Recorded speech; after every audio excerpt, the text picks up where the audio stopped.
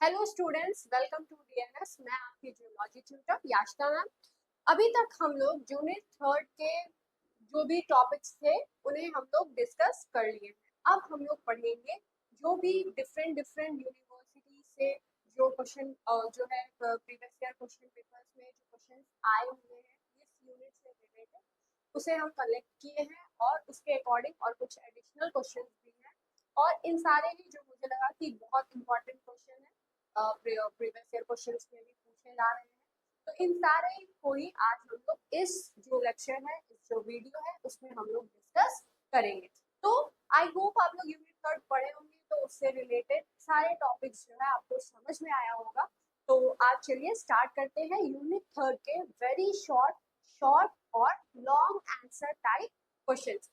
तो unit third में हम लोग बहुत सारी चीजों के बारे में पढ़े थे, जैसे डीएनए हो गया, आरएनए हो गया, डीएनए सुपर कॉइलिंग हो गया, क्रोमेटिन ऑर्गेनाइजेशन हो गया, ये सारी चीजें। ठीक है, तो जो पहला क्वेश्चन है very short answer type question में, वो ये है कि give the difference between purine and pyrimidine. Purine में क्या डिफरेंसेस होते हैं और पिरिमिडीन में क्या डिफरेंसेस होते हैं। तो देखिए, प्यूरीन और पिरिमिडीन पहले ये जानते हैं कि है क्या। प्यूरीन और पिरिमिडीन जो है वो नाइट्रोजनस बेसेस होते हैं। ये नाइट्रोजनस बेसेस जो है वो न्यूक्लिक एसिड में प्रेजेंट होता है। और डीएनए में क्या होता है कि प्यूरीन में एडेनिन और ग्वानिन प्रेजेंट होंगे, और आरएनए में जो है वो क्या प्रेजेंट होगा, प्यूरीन में एडेनिन और ग्वानिन। और डीएनए में पिरिमिडीन में क्या प्रेजेंट होता है, साइटोसिन और थाइमिन। और आरएनए में पिरिमिडीन में क्या प्रेजेंट होते हैं, साइटोसिन और यूरेसिल। आरएनए में थाइमीन जो है वो नहीं प्रेजेंट होता है, थाइमीन की जगह पर यूरेसिल प्रेजेंट होता है। तो क्वेश्चन में पूछ क्या रहा है, प्यूरीन और पिरिमिडीन का डिफरेंस पूछ रहा है। और डिफरेंस के लिए जब भी कोई भी क्वेश्चन डिफरेंस वाइज पूछता है तो उसके लिए सबसे अच्छा तरीका यही होता है कि जो जो चीज पूछ रहा है उन दोनों को लिख लीजिए और एक टेबुलर फॉर्म में जो है उनके डिफरेंस के पॉइंट्स लिख दिया कीजिए, ताकि समझ में आ जाए कि अच्छा ठीक है, इसके ये पॉइंट्स है, इसके ये पे पॉइंट्स है। तो प्यूरीन की अगर बात की जाए तो प्यूरीन जो है ऐसे नाइट्रोजनस बेसेस होते हैं जिनका डबल रिंग स्ट्रक्चर होता है। तो प्यूरीन क्या होता है कि डबल रिंग स्ट्रक्चर होता है, इसका कुछ इस तरह से स्ट्रक्चर होता है। इसके पास क्या होता है, एक पिरिमिडीन रिंग होता है और एक इमिडाजोल रिंग होता है। अब पिरिमिडीन रिंग क्या है, इमिडाजोल रिंग क्या है, तो अगर पिरिमिडीन का स्ट्रक्चर देखें तो पिरिमिडीन का स्ट्रक्चर ऐसा होता है। ठीक है, इसमें जो है अलग अलग जिस तरह का नाइट्रोजनस बेस है उस हिसाब से जो ग्रुप रहता है वो ऐड होता है।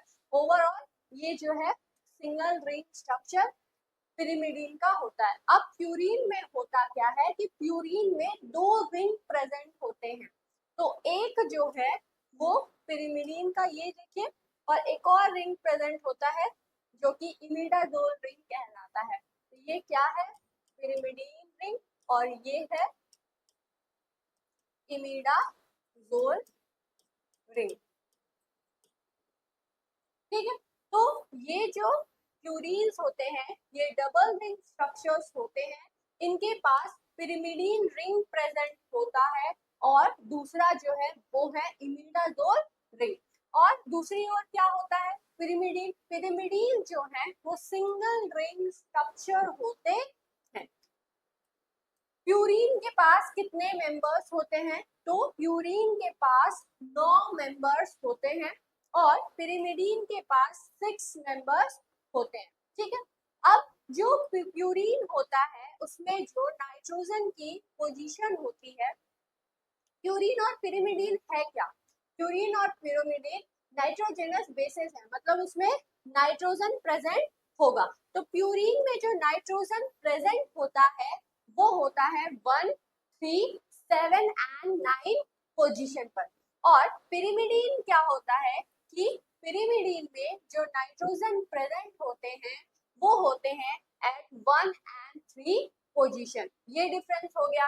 अब बहुत इंपॉर्टेंट चीज कि हम लोग जानते हैं कि नाइट्रोजनस बेस जो है वो शुगर मॉलिक्यूल के साथ एन ग्लाइकोसिडिक लिंकेज के थ्रू बॉन्डेड होता है। तो प्यूरीन अगर नाइट्रोजनस बेस है, ठीक है, और ये अगर जो शुगर है पेंटोस शुगर उससे अगर बाइंड हो रहा है तो कौन से वाले नाइट्रोजन से इसकी बाइंडिंग होती है या कौन से पोजीशन से nitrogenous basis that are purine वो ऐड हो रहे हैं किसके साथ, पेंटोस शुगर के साथ। तो N9 जो पोजीशन है किसके अंदर, प्यूरीन के अंदर, वही बाइंड होता है शुगर के साथ और वो बनाता है क्या चीज, एन ग्लाइकोसिडिक लिंकेज। वहीं पिरिमिडीन जो है वो ये भी नाइट्रोजनस बेसिस है, शुगर के साथ मिलेंगे और एन ग्लाइकोसिडिक बॉन्ड को बनाएंगे। तो जो पिरिमिडीन होते हैं वो N1 पोजीशन के साथ शुगर से बाइंडिंग करते हैं। मतलब पिरिमिडीन का जो N1 है नाइट्रोजन जो कि फर्स्ट पोजीशन पर प्रेजेंट है वो इन्वॉल्व होता है बॉन्डिंग बनाने में शुगर मॉलिक्यूल के साथ। और ये एक बहुत इंपॉर्टेंट डिफरेंस होता है इन दोनों के बीच में।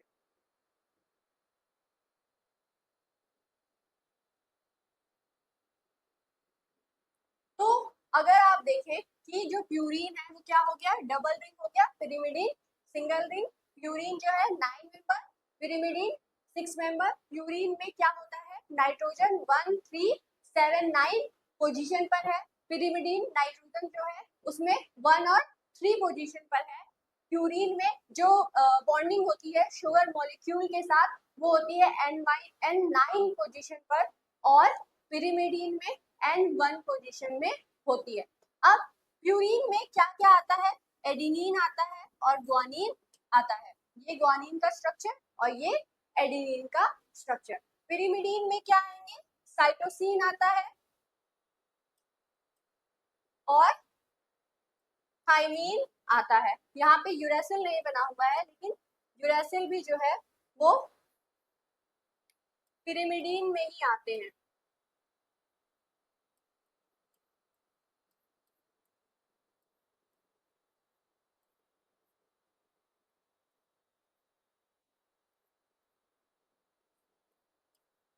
ये हो गया यूरेसिल का स्ट्रक्चर।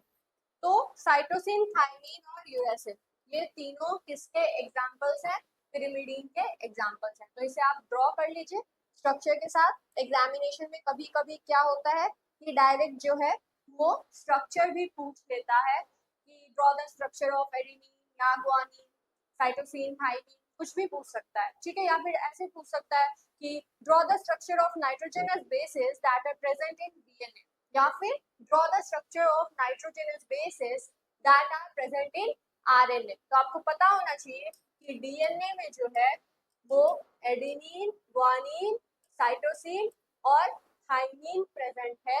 आरएनए में एडेनिन, ग्वानिन, साइटोसिन और यूरेसिल प्रेजेंट होता है। ये जितने भी अगर हम एडिशनल पॉइंट्स कहीं लिखवा रहे हैं आपको तो आप जो है किसी भी अगर रफ है तो वहाँ पे नोट कर लीजिए, लेकिन आप नोट जरूर से कर लीजिएगा क्योंकि पढ़ते समय लगता है कि ठीक है हम लोग पढ़ रहे हैं याद है, फिर बाद में भूल जाता है इंसान। जब कभी भी रिविजन करने आप बैठे तो आपको ये सारी चीजें याद रहेगी। चलिए अब दूसरा क्वेश्चन क्या है कि व्हाट इज यूक्रोमेटिन। यूक्रोमेटिन क्या होता है, तो सबसे पहले थोड़ा सा क्रोमेटिन को समझ लेते हैं। क्रोमेटिन क्या है, क्रोमेटिन जो है न्यूक्लियस के अंदर पाया जाता है। क्रोमेटिन दो तरह के होते हैं, यूक्रोमेटिन और हेट्रोक्रोमेटिन, ठीक है। तो यूक्रोमेटिन पूछ रहा है, यूक्रोमेटिन क्या होता है कि जब कभी भी डीएनए की स्टेनिंग की जाती है तो उसमें जो लाइट स्टेन वाला रीजन रहता है वो यूक्रोमेटिन कहलाता है। ये यूक्रोमेटिन लाइट स्ट्रेन का क्यों होता है, इसकी जो लाइट कलर है ये क्यों आती है, क्योंकि यूक्रोमेटिन में जो क्रोमेटिन के जो फाइबर्स हैं वो लूजली अरेंज रहते हैं और इसी वजह से ये जो लूजली अरेंज रह रहा है उसी वजह से ये ट्रांसक्रिप्शनली एक्टिव रहते हैं और इसी वजह से यूक्रोमेटिन को एक्टिव क्रोमेटिन कहते हैं। वही दूसरी ओर जो हेट्रोक्रोमेटिन है, जो कि क्रोमेटिन का ही दूसरा पार्ट है, वो क्या होता है कि जब कभी भी स्टेनिंग होती है तो ये क्या करते हैं, डार्क स्टेन को लेते हैं। और ये ऐसा इसलिए है क्योंकि ये जो क्रोमेटिन मॉलिक्यूल्स हैं वो आपस में बहुत ज्यादा टाइटली अटैच रहते हैं, इतने ज्यादा डेंस रहते हैं कि ये जो है ये ट्रांसक्रिप्शन में जीन एक्सप्रेशन में एक्टिव नहीं होते हैं। इस वजह से इनएक्टिव क्रोमेटिन इन्हें कहा जाता है। किसको? हेट्रोक्रोमेटिन को। ठीक है, तो अभी क्वेश्चन क्या पूछा है कि व्हाट इज यूक्रोमेटिन। यूक्रोमेटिन क्या होता है? तो यूक्रोमेटिन जो है ऐसा क्रोमेटिन होता है जो कि lightly packed form of chromatin है और ये बहुत ज्यादा जीन्स जो है इनमें बहुत ज्यादा प्रेजेंट होते हैं, मतलब ये जीन रिच क्रोमेटिन होते हैं।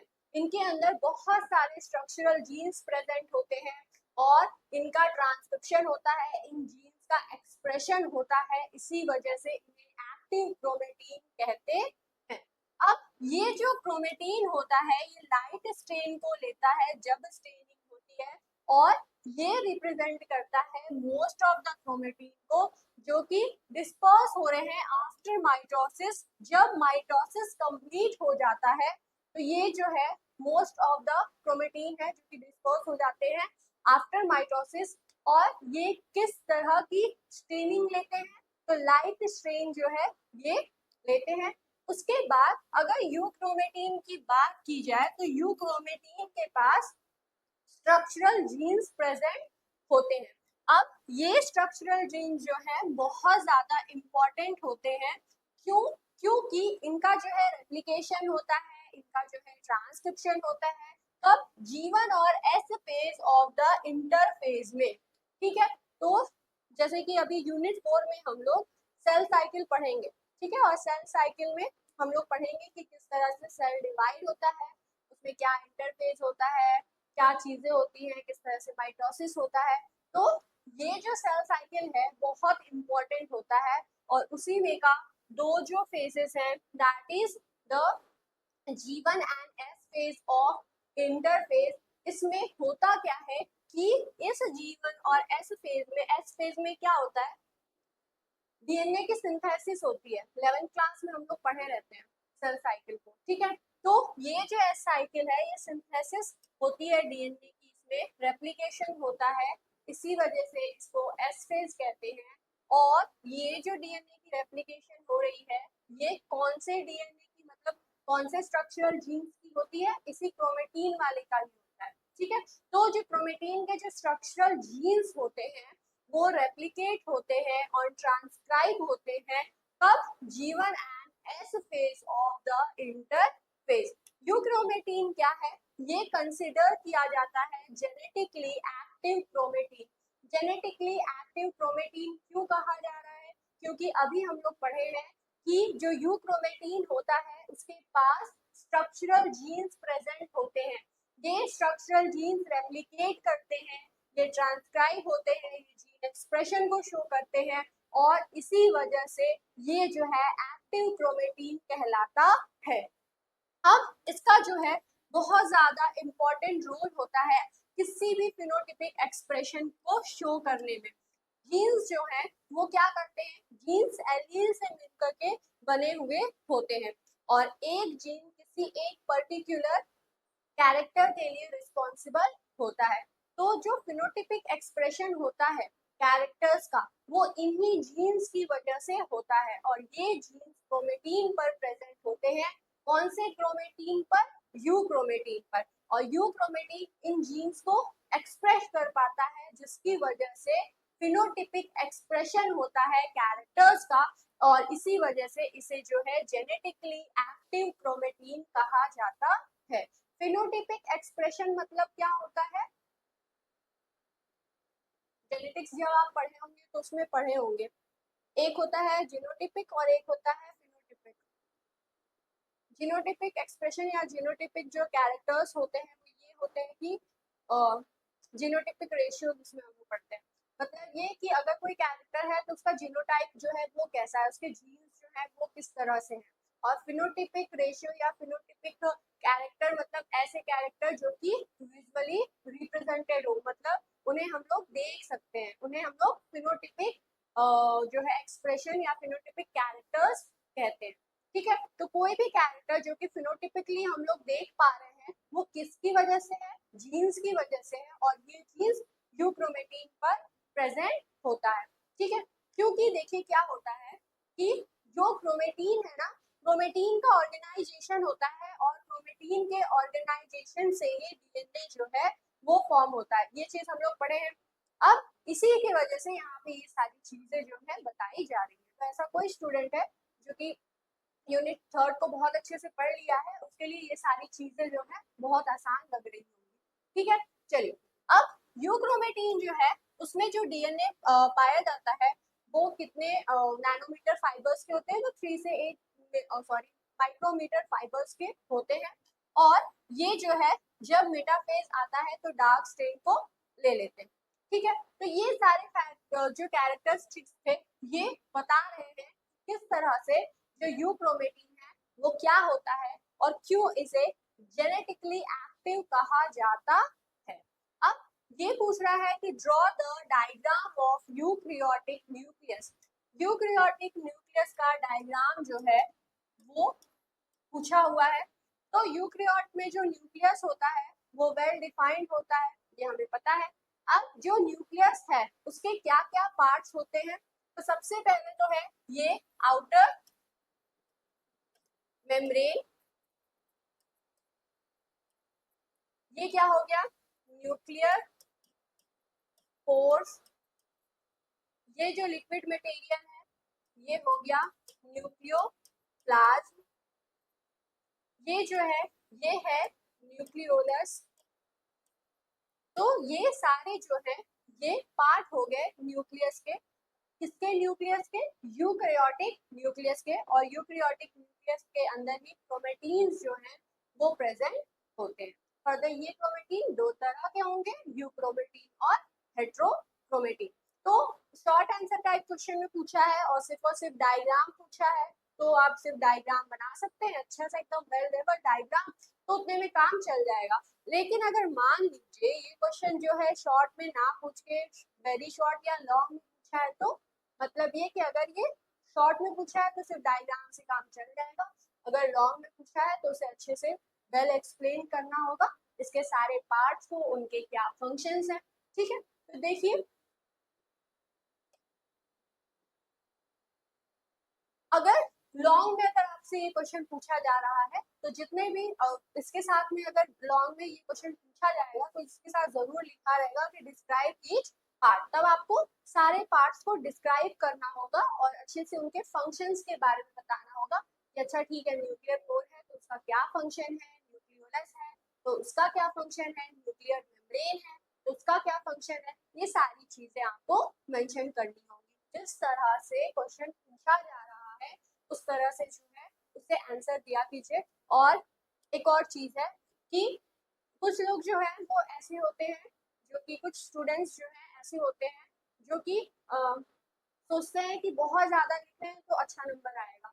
ऐसा नहीं होता है कि लॉन्ग में अगर पूछा है तो बहुत ज्यादा लिख दिए, बहुत ज्यादा मतलब क्या बेफालतू की चीज लिख दी जो कि उससे रिलेटेड नहीं है।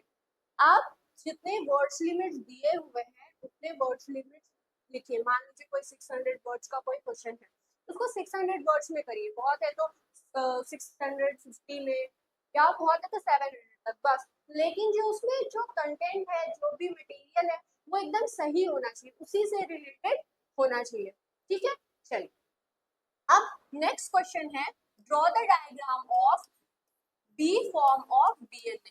तो डीएनए के बहुत सारे फॉर्म्स होते हैं, A form, B form, C form, Z form, E form. ठीक है, तो बी फॉर्म सबसे ज्यादा कॉमन और स्टेबल फॉर्म होता है। अब बी फॉर्म का जो है डायग्राम ड्रॉ करने के लिए पूछा हुआ है। तो सबसे पहले ये हो गया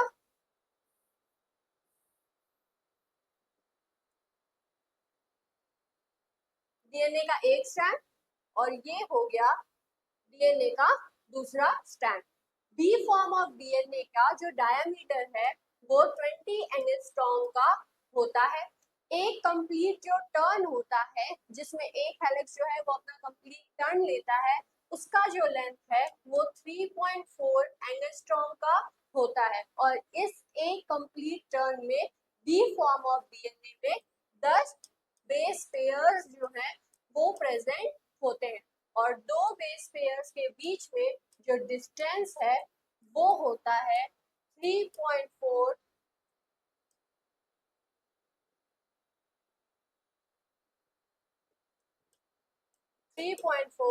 एंगस्ट्रॉम।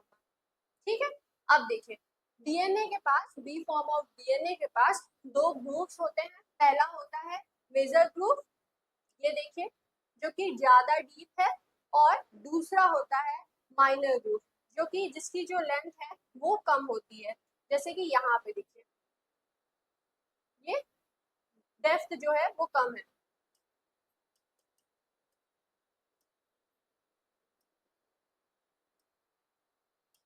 और शुगर और फॉस्फेट का जो बैकबोन है वो प्रेजेंट होता है।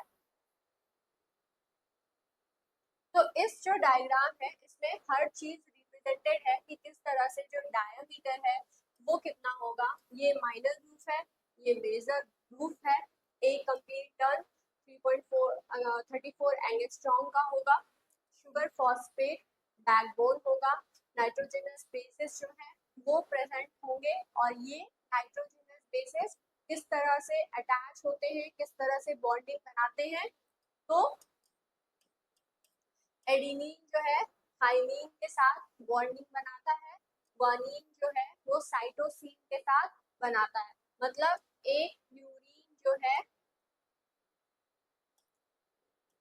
एक प्यूरिन जो है पिरिमिडीन के साथ बनाएगा, और ये प्यूरिन पिरिमिडीन के साथ बनाएगा।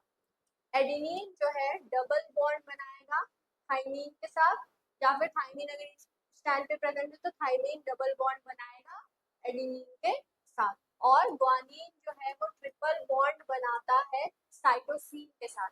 ठीक है, तो इस तरह से जो है वो बॉन्डिंग होती है, हाइड्रोजन बॉन्डिंग होती है।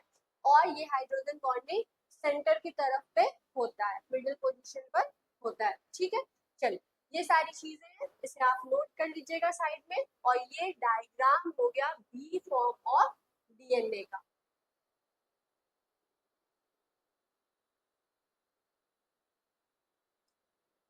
अब short answer type questions.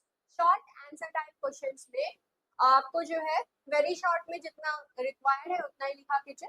Short को ना बहुत ज्यादा एक्सप्लेन करने की जरूरत है, ना कम एक्सप्लेन की जरूरत है। ठीक है, जितना पूछा गया है उतना लिखा करिए। सबसे बड़ी गलती जो स्टूडेंट्स करते हैं वो ये है कि शॉर्ट में क्या होता है ना कि वो लोग सोचते हैं बहुत ज्यादा लिखते हैं, तो फिर लॉन्ग में क्या होता है कि उनके पास टाइम जो है कम बचता है। तो आप ज्यादातर ऐसा किया कीजिए, जब मतलब हम जब पेपर दिया करते थे तब तो यही करते थे कि पहले जो है सबसे पहले लॉन्ग क्वेश्चन आंसर्स को अटेम्प्ट कर देते थे, और उसके बाद शॉर्ट और फिर वेरी शॉर्ट, जिससे जो है टाइम मैनेजमेंट सही से रहता था। या फिर आप पहले से ही समय दे के रखिए, आप जो है एग्जाम में जरूर टाइम मैनेजमेंट रखा करिए, उससे जो है बहुत ज्यादा अफेक्ट होता है आपका पेपर। ठीक है, तो इस चीज का ध्यान दिया कीजिए कि कितना समय कौन से क्वेश्चन को देना है। ठीक है, चलिए तो शॉर्ट आंसर टाइप क्वेश्चन में पहला जो क्वेश्चन है वो ये पूछता है कि right the difference between different types of DNA.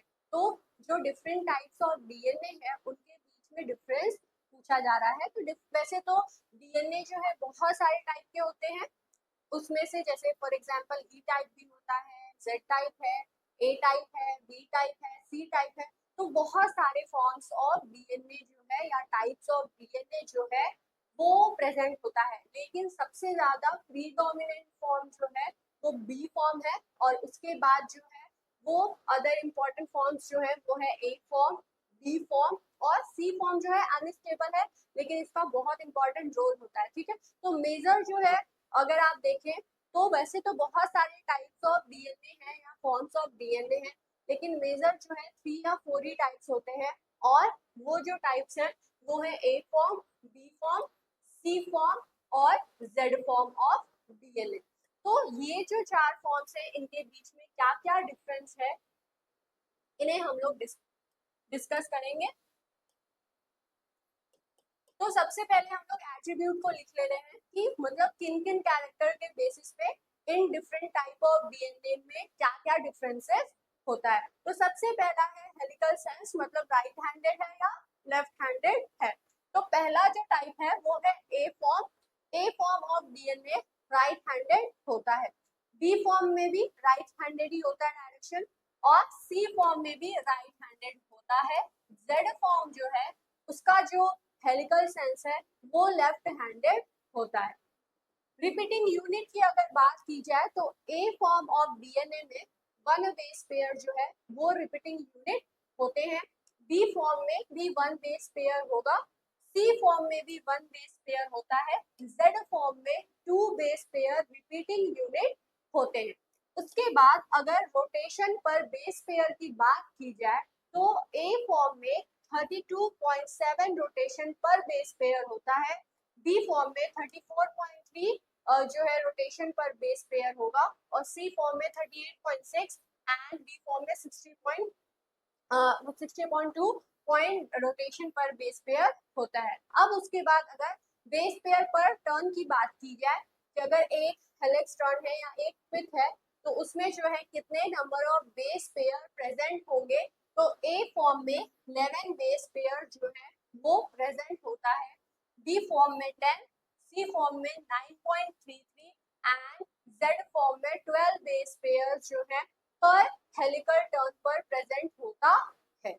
अब अगर राइज की बात की जाए कि कितने डिग्री पे जो है राइज होता है पर base pair along the axis, तो ए फॉर्म में जो है 2.6 एंगस्ट्रॉम का राइज होता है पर base pair, and B form में 3.4 एंगस्ट्रॉम, सी फॉर्म में 3.3 एंगस्ट्रॉम एंड जेड फॉर्म में जो है 3.6 से लेके 3.8 एंगस्ट्रॉम जो है वो राइज होता है पर base pair along the axis. तो ये सारे जो है डिफरेंसेस थे between different forms of DNA या फिर different types of DNA.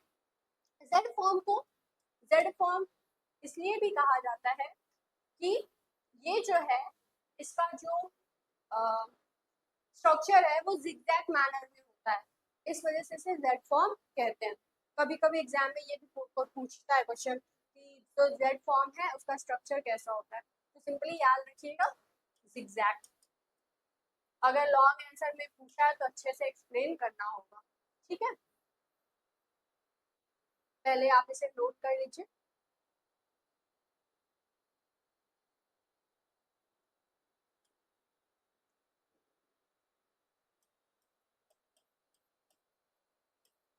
Short answer type questions में जो नेक्स्ट क्वेश्चन है वो ये है कि right the different parts of eukaryotic nucleus. तो जो डिफरेंट पार्ट्स हैं वो अभी हम लोग डिस्कस किए थे। ये क्या है? न्यूक्लियर मेम्ब्रेन, ये न्यूक्लियर कोर, ये न्यूक्लियोप्लाज्म, ये जो है थ्रेड लाइक जो स्ट्रक्चर्स होता है वही क्रोमेटिन होता है। उसमें भी जो हेट्रोक्रोमेटिन है वो पेरीफेरी पर रहता है और यूक्रोमेटिन जो है वो सेंटर की तरफ रहता है। न्यूक्लियोलस है ये। तो ये तो एक डायग्राम हो गया। फिर अब डिफरेंट पार्ट्स को अगर डिस्कस करना है तो सबसे पहले हम लोग स्ट्रक्चर को देख लेते हैं कि न्यूक्लियस का जो है स्ट्रक्चर कैसा होता है। तो न्यूक्लियर जो है उनके पास आउटर मोस्ट लेयर जो है वो होता है जिसे न्यूक्लियर मेम्ब्रेन कहते हैं। न्यूक्लियस खुद जो है एक स्फेरिकल और बॉडी लाइक स्ट्रक्चर इसका होता है। स्फेरिकल इसका बॉडी होता है या स्फेरिकल शेप जो है इसका होता है, और ये लगभग 5 से लेके 7 नैनोमीटर डायमीटर का होता है। इसके पास इसके अंदर क्रोमेटीन प्रेजेंट होते हैं, और ये क्रोमेटीन दो तरह के होंगे, यूक्रोमेटीन और हेट्रोक्रोमेटीन। फिर उसके बाद न्यूक्लियर के चारों तरफ जो है वो एक मेम्ब्रेन होता है जो कि इसे जो है इसके जो कंटेंट्स हैं उनको बाहर के इन्वायरमेंट से प्रोटेक्ट करके रखता है। इसके कंटेंट्स को बाहर जो है उसमें जो है उससे एक्सचेंज होने नहीं तरह से अफेक्ट नहीं होने देता है। और ये जो आउटर मोस्ट लेयर है वो होता है न्यूक्लियर एनवेलप। ठीक है, अब इसमें पोर्स जो है वो प्रेजेंट होते हैं, मतलब जो न्यूक्लियस एनवेलप है वो कंटिन्यूअस वे में नहीं प्रेजेंट होता है, कहीं कहीं पे ये एब्सेंट होता है, जो कि पोर को बनाते हैं। और यही पोर्स जो है न्यूक्लियर पोर्स कहलाते हैं। न्यूक्लियर पोर बहुत ज्यादा इंपॉर्टेंट होता है किस चीज के लिए, आप खुद सोचिए, पढ़ाए भी थे हम। न्यूक्लियर पोर जो है वो ट्रांसपोर्टेशन के लिए हेल्पफुल होता है। ऐसी चीजें जो कि इसके पोर्स से आसानी से जा सके, उनके ट्रांसपोर्टेशन में ये हेल्पफुल होते हैं। और उसमें भी सबसे ज्यादा अगर देखा जाए तो जो ट्रांसक्रिप्शन होता है यूकेरियोट में वो न्यूक्लियस के अंदर होता है। तो एमआरएनए जब बन जाता है, उसकी जब स्लाइसिंग की प्रोसेस हो गई, प्रोसेसिंग की प्रोसेस हो गई, तब वो जो एमआरएनए है वो इसी न्यूक्लियर पोर से साइटोप्लाज्म में जाता है और साइटोप्लाज्म में जो है ट्रांसलेशन की प्रोसेस होती है। ठीक है, चलिए अब यूकेरियोट्स में तो ऐसा होता है, प्रोकैरियोट्स में क्या होता है, प्रोकैरियोट्स में तो न्यूक्लियस जो है वो वेल डेवलप होता नहीं है, और वैसे भी उसमें जो ट्रांसक्रिप्शन और ट्रांसलेशन है दोनों ही साइटोप्लाज्म में होता है और स्पॉन्टेनियसली जो है ये प्रोसेस चलती रहती है। ठीक है, चलिए अब उसके बाद जो अनदर इम्पोर्टेंट कंपोनेंट है न्यूक्लियस का वो है न्यूक्लियोलस। तो यहाँ पे जो है सारे स्ट्रक्चर्स बताए गए हैं, ये न्यूक्लियर कोर हो गया, न्यूक्लियर एनवेलप हो गया, क्रोमेटिन है, थ्रेड लाइक स्ट्रक्चर, और सेंटर में जो है वो न्यूक्लियोलस प्रेजेंट है।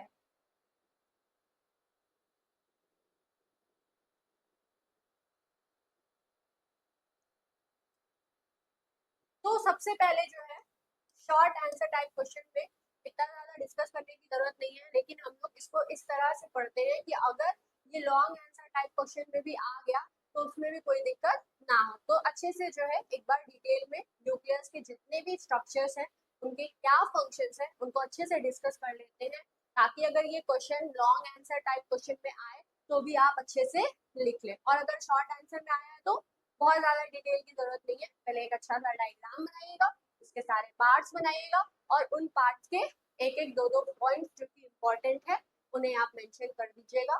ठीक है, चलिए ये तो इस चीज पे डिपेंड करता है ना कि किस तरह का क्वेश्चन है और उस क्वेश्चन का क्या वर्ड लिमिट है। ठीक है, कहीं कहीं पे शॉर्ट में भी बहुत ज्यादा वर्ड लिमिट पूछ देता है, तो जितना वर्ड लिमिट रहता है उस हिसाब से जो है आंसर दिया जाता है। तो इस चीज का ध्यान रखिएगा, पहली चीज टाइम मैनेजमेंट, और दूसरी चीज इस चीज पे फोकस रखिएगा कि वर्ड लिमिट जो है वो कितने का है, उतना लिखिएगा और प्रॉपर लिखिएगा। अगर 500 पूछा है तो 500 लिखिए और सही सही लिखिए, ये नहीं कि कुछ नहीं आ रहा है तो कुछ भी उसमें भर दिए। ठीक है, चलिए क्रोमेटीन जो है होता क्या है, क्रोमेटीन जो है वो डेंस फाइब्रस मटेरियल होता है जो कि सेल के न्यूक्लियस के न्यूक्लियोप्लाज्म के अंदर देखा जा सकता है जब कभी भी स्टेनिंग होती है तब। ये क्या होता है, डीएनए कंटेनिंग पार्ट होता है जो कि न्यूक्लियस के अंदर पाया जाता है। तो हम लोग कहते हैं कि न्यूक्लियस में जो है वो डीएनए प्रेजेंट होता है। कैसे प्रेजेंट होता है, वो इसी क्रोमेटीन के अंदर प्रेजेंट होता है। क्रोमेटीन क्या होता है, क्रोमेटीन जो है वो जब हिस्टोन प्रोटीन्स जो है वो क्या कर रहे हैं, उनके चारों तरफ डीएनए जो है वो बुंडेड है, वो चारों तरफ घेर लिया है उसको, और जब हिस्टोन ऑक्टामर्स के बाद ये जो है ये जो डीएनए है चारों तरफ से रैप है, तो ये जो है न्यूक्लियोसोम्स को बनाते हैं। ढेर सारे न्यूक्लियोसोम्स जो है वो क्रोमेटीन फाइबर को बनाते हैं, और आगे चल करके अगर ये कंडेंस हो गया है तो क्रोमोसोम को बनाता है। और यही ओवरऑल जो है क्रोमेटीन ऑर्गेनाइजेशन में पढ़ा जाता है। तो क्रोमेटीन है क्या, क्रोमेटीन वो पार्ट है, वो फाइब्रस पार्ट है न्यूक्लियस के अंदर जो कि डीएनए को कंटेन करके रखता है। अब अगर नॉन डिवाइडिंग सेल्स है तो उसमें जो क्रोमेटीन है वो डिस्पर्स हो जाता है, लेकिन ये कंडेंस होता है ड्यूरिंग द सेल डिवीजन ताकि ये विजिबल हो सके एज अ क्रोमोसोम। ठीक है, अब सम क्रोमेटीन ऐसे होते हैं जैसे कि यू क्रोमेटीन जो कि लूजली ऑर्गेनाइज होते हैं, और ऐसे जीन्स इनके अंदर प्रेजेंट होते हैं जो कि एक्टिवली एक्सप्रेस होते हैं, और इसी वजह से इन्हें एक्टिव क्रोमेटीन कहते हैं। अब इसके विपरीत कंट्रास्ट मतलब क्या होता है, इनके अपोजिट, इसके अपोजिट कुछ ऐसे क्रोमेटीन्स भी होते हैं जिन्हें हेट्रोक्रोमेटीन कहते हैं। ये हेट्रोक्रोमेटीन जो है बहुत ज्यादा कॉइल्ड वे में रहते हैं, जैसे वो लूजली रहते थे ना, वैसे ये जो है बहुत ज्यादा कॉइल्ड वे में रहते हैं और ये टाइटली पैक्ड रहते हैं, जिसकी वजह से डार्कर ये कलर शो करते हैं जब कभी भी स्टेनिंग होती है तो। और ये जो है जेनेटिकली एक्टिव नहीं होते हैं मोस्ट ऑफ द टाइम। क्या होता है कि हेट्रोक्रोमेटीन भी जो है वो दो टाइप का होता है, फैकल्टेटिव और कंस्टिट्यूटिव।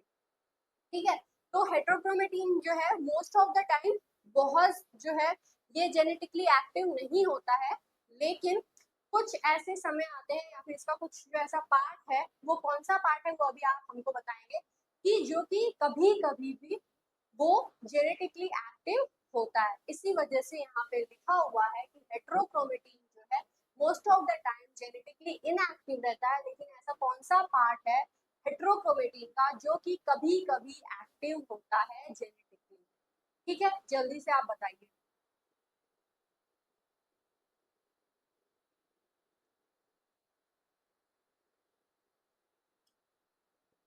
अब जो नेक्स्ट है वो है न्यूक्लियर एनवेलप। न्यूक्लियर एनवेलप क्या है? न्यूक्लियस जो है चारों तरफ न्यूक्लियर जो है एक मेम्ब्रेन से घिरा हुआ होता है, जिसे न्यूक्लियर एनवेलप कहा जाता है। ये जो है एक कॉम्प्लेक्स स्ट्रक्चर होता है। न्यूक्लियर एनवेलप के फर्दर दो पार्ट होते हैं, एक होता है इनर मेम्ब्रेन और एक होता है आउटर मेम्ब्रेन।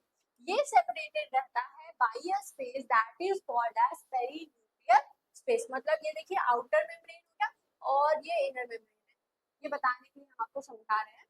और इन दोनों के बीच में जो स्पेस होता है ना, उसी को कहते हैं पेरीन्यूक्लियर स्पेस। ठीक है, तो ये स्पेस जो है ये इन दोनों मेम्ब्रेन के बीच में प्रेजेंट रहता है। ये जो इन्वेलप होता है ये कंटिन्यूअस होता है through the endoplasmic reticulum eight several points. It's outer membrane covered with ribosomes.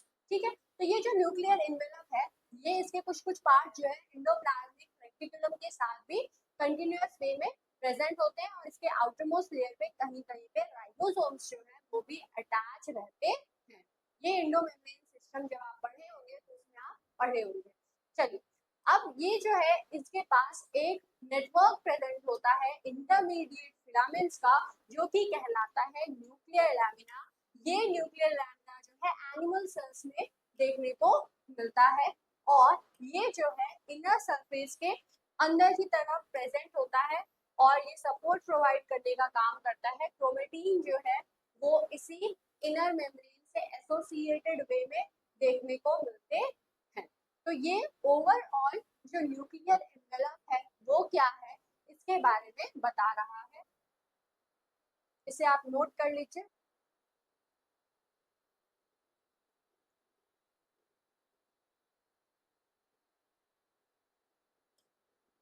उसके बाद न्यूक्लियर पोर।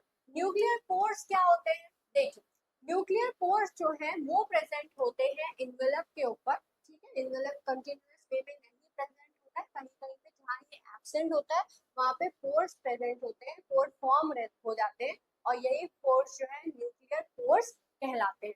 अब न्यूक्लियर पोर्स जो है वो पेनिट्रेट रहते हैं इन्वेलप में, और पोर्स जो है किस तरह से फॉर्म होता है? By the fusion of outer and inner membrane. Pores की अगर डायमीटर की बात देखी जाए तो ये लगभग 70 नैनोमीटर डायमीटर का होता है, और कलेक्टिवली जो है 10 से लेकर 25% ऑफ द न्यूक्लियर सरफेस को फॉर्म करता है। अब अगर कॉम्प्लेक्स इसके अगर अरेंजमेंट की बात देखी जाए तो ये जो है कॉम्प्लेक्स रिंग लाइक अरेंजमेंट इसका होता है। किस चीज से? ग्रैनुलर एंड फाइब्रस मटेरियल से, जो कि एन्युलस कहलाता है। ये एन्युलस जो है वो एज पर लोकेटेड होता है ईच पोर के, और ये जो न्यूक्लियर पोर्स होते हैं ये ट्रांसपोर्ट रूट की तरह काम करते हैं between the nucleus and the surrounding cytoplasm. ठीक है, तो पार्टिकल्स जो कि ऑब्जर्व किए जा रहे हैं न्यूक्लियस से मूव होते हुए, कि न्यूक्लियस से अंदर से बाहर जा रहे हैं, वो किस तरह से ट्रैवल कर पाते हैं, through the help of nuclear pore. तो ये न्यूक्लियर पोर जो है बहुत ज्यादा इम्पोर्टेंट होता है, और जो न्यूक्लियर पोर्स होते हैं ये ट्रांसपोर्टेशन में हेल्पफुल होते हैं। ठीक है, तो इसे आप नोट कर लीजिए।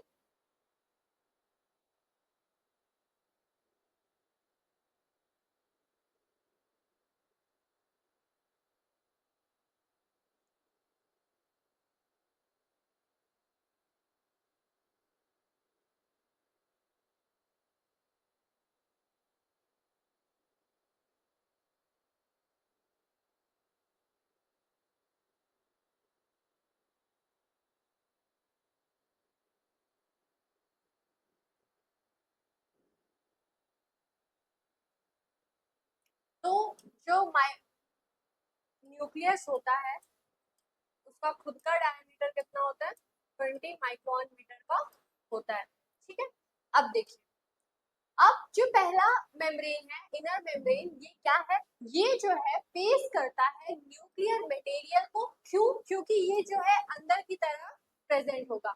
ये हो गया इनर मेम्ब्रेन और ये हो गया आउटर मेम्ब्रेन। तो इनर मेम्ब्रेन क्या फेस करेगा, अंदर की चीजों को ना, जो कि न्यूक्लियस के अंदर प्रेजेंट होगी। तो इनर मेम्ब्रेन क्या करता है, फेस करता है न्यूक्लियर मटेरियल को। ये प्राइमरी साइट होता है for the location of inner membrane protein that is called as IMP। मतलब इनर मेम्ब्रेन प्रोटीन पे जो है वो प्रोटीन्स प्रेजेंट होते हैं, और ये प्रोटीन्स क्या कहलाते हैं, inner nuclear membranes protein, IMP। ये जो इनर मेम्ब्रेन प्रोटीन्स जो हैं ये बहुत ज्यादा हेल्पफुल होते हैं for the formation of nuclear envelope. और जब माइटोसिस होती है या फिर कुछ जो ट्रांसक्रिप्शनल रोल्स जो होते हैं उनमें क्या होता है, ये इनर मेम्ब्रेन जो है बहुत ज्यादा इम्पोर्टेंट होता है। आउटर एंड इनर मेम्ब्रेन जो है वो फ्यूज होता है और न्यूक्लियर पोर्स को, न्यूक्लियर पोर कॉम्प्लेक्स साइट को फॉर्म करते हैं। इनर मेम्ब्रेन जो है वो सपोर्ट किया जाता है, सपोर्टेड रहता है by the help that is called as nuclear lamina. ठीक है, तो जो हम लोग पढ़े थे कि न्यूक्लियर लैमिना जो है वो प्रेजेंट होता है, तो जो इनर मेम्ब्रेन है वो उसके जस्ट नीचे न्यूक्लियर लैमिना प्रेजेंट होता है। और ये न्यूक्लियर लैमिना जो है वो इनर मेम्ब्रेन को सपोर्ट प्रोवाइड करने का काम करता है। तो ये सारे फीचर्स जो है वो इनर मेम्ब्रेन के हैं। अब आउटर मेम्ब्रेन कितना थिक है, 6 नैनोमीटर का है। ये जो है साइटोप्लाज्म और अदर जो साइट्स हैं उन्हें फेस करेंगे। ठीक है, और ये लूजली अरेंज होता है मेस लाइक इंटरमीडिएट फिलामेंट से। और राइबोसोम्स जो हैं ये इस साइटोप्लाज्मिक सरफेस पे प्रेजेंट होते हैं आउटर मेम्ब्रेन के। राइबोसोम्स क्या करते हैं, प्रोटीन को सिंथेसाइज करते हैं जो कि इंटर करता है इसके पेरीन्यूक्लियर स्पेस में। और ये जो है बहुत ज्यादा हेल्पफुल होता है, इसके बहुत सारे प्रोसेसेस हैं, इतने डिटेल में जाने की जरूरत नहीं है। इतना याद रखिए कि आउटर मेम्ब्रेन है उससे राइबोसोम अटैच रहता है। आउटर मेम्ब्रेन और इनर मेम्ब्रेन के बीच में पेरीन्यूक्लियर स्पेस है जिसमें राइबोसोम्स के प्रोटीन्स जो है वो इंटर करते हैं, जिनके बहुत सारे फंक्शंस होते हैं। तो इसे आप नोट कर लीजिए।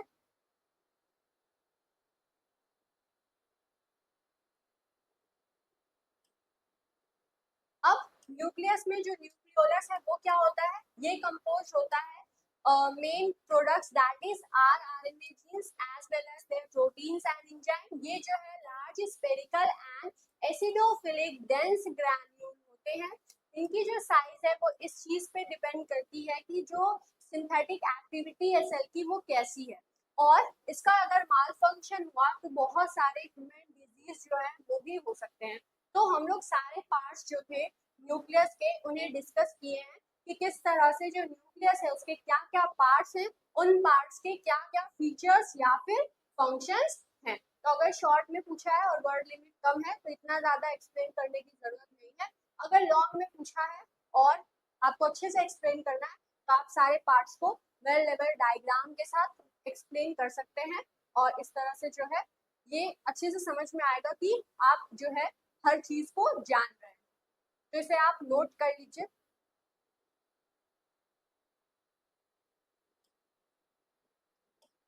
अब इसके बाद जो है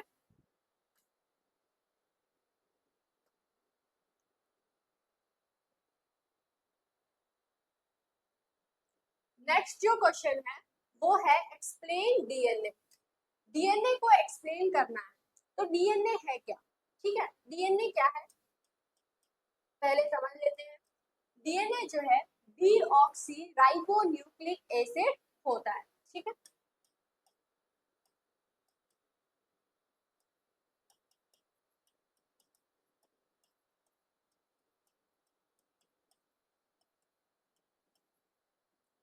ये जो है न्यूक्लिक एसिड है और जेनेटिक मटेरियल होता है बहुत सारे ऑर्गेनिज्म में। डीएनए जो है वो न्यूक्लियोटाइड से मिलकर के बने हुए होते हैं। न्यूक्लियोटाइड जो है इसका मोनोमरिक यूनिट है और ढेर सारे न्यूक्लियोटाइड्स जो है वो मिलकर के डीएनए को बनाते हैं।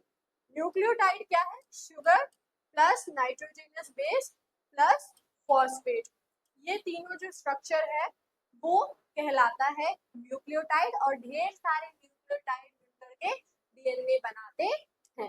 अगर सिर्फ और सिर्फ शुगर और नाइट्रोजनस बेस है तो ये न्यूक्लियोसाइड कहलाता है। मतलब न्यूक्लियोसाइड और फॉस्फेट ग्रुप जो है ये मिलकर के डीएनए को ये मिलकर के न्यूक्लियोटाइड को बनाते हैं और ये न्यूक्लियोटाइड डीएनए को सिंथेसाइज करते हैं। डीएनए के अंदर जो है नाइट्रोजनस बेसेस कौन कौन से होंगे? एडेनिन, ग्वानिन, साइटोसिन और थाइमिन। इसका जो शुगर होगा वो कैसा होगा? डीऑक्सीराइबोस शुगर होगा।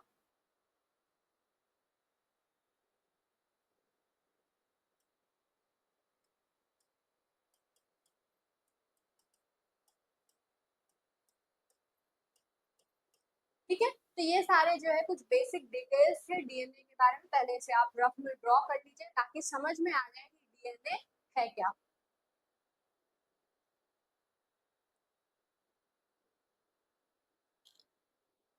हो गया? अब देखिए डीएनए के अगर स्ट्रक्चर के बारे में बात की जाए तो डीएनए के पास तीन मेन कंपोनेंट्स होते हैं। पहला हो गया डीऑक्सीराइबोस जो कि होता है पेंटोज शुगर। उसके बाद सेकंड जो कंपोनेंट है वो है basis that is also known as nitrogenous basis. और ये नाइट्रोजनस बेसिस कितने हैं? 4 इन नंबर होते हैं। 4 तरह के नाइट्रोजनस बेसिस होते हैं। और तीसरा जो कंपोनेंट है वो है फॉस्फेट ग्रुप। ये हो गया शुगर, ये हो गया नाइट्रोजनस बेस और ये हो गया फॉस्फेट ग्रुप।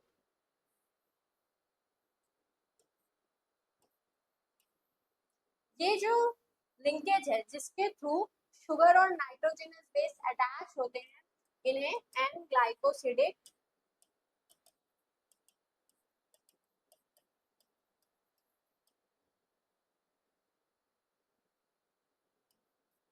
लिंकेज कहते हैं। और कौन सा लिंकेज है जिसके थ्रू जो है कौन सा बॉन्ड है जिसके थ्रू फॉस्फेट और शुगर मॉलिक्यूल अटैच रहते हैं?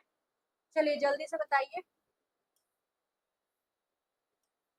ये आपका होमवर्क है। ठीक है, जल्दी से आप बताइए कि ये जो शुगर है और जो शुगर और फॉस्फेट ग्रुप है ये आपस में किस बॉन्ड के थ्रू अटैच रहते हैं? ये हम आपको पढ़ाए थे। ठीक है, तो ये हो गया स्ट्रक्चर के बारे में। अब अगर शुगर के बारे में बात की जाए तो शुगर मॉलिक्यूल का अगर स्ट्रक्चर देखा जाए डीऑक्सीराइबोस शुगर के, तो ये जो है पेंटोज शुगर होते हैं जो कि डीऑक्सीराइबोस नेचर के होते हैं। यहाँ पे होता क्या है? सेकेंड प्राइम पोजीशन पे इसमें हाइड्रोजन प्रेजेंट होता है।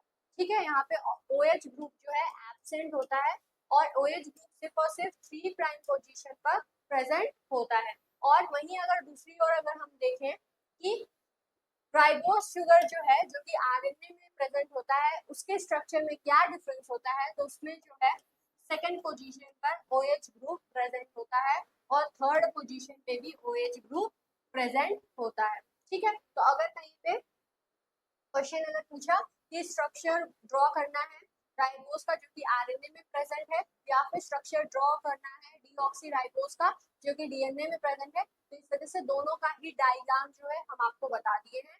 ताकि आपको किसी भी तरह का कोई भी कंफ्यूजन ना हो। तो अब हम लोग इस चीज को जान गए हैं कि जो शुगर मॉलिक्यूल होता है उसका क्या स्ट्रक्चर होता है डीएनए के अंदर। अब देखिए जो बेसिस हैं वो किस तरह के होते हैं। बेसिस जो है उनके दो ग्रुप्स हैं। कौन कौन से? पिरिमिडीन और फ्लोरीन। पिरिमिडीन क्या होते हैं? पिरिमिडीन जो है सिंगल रिंग नाइट्रोजनस बेसिस होते हैं।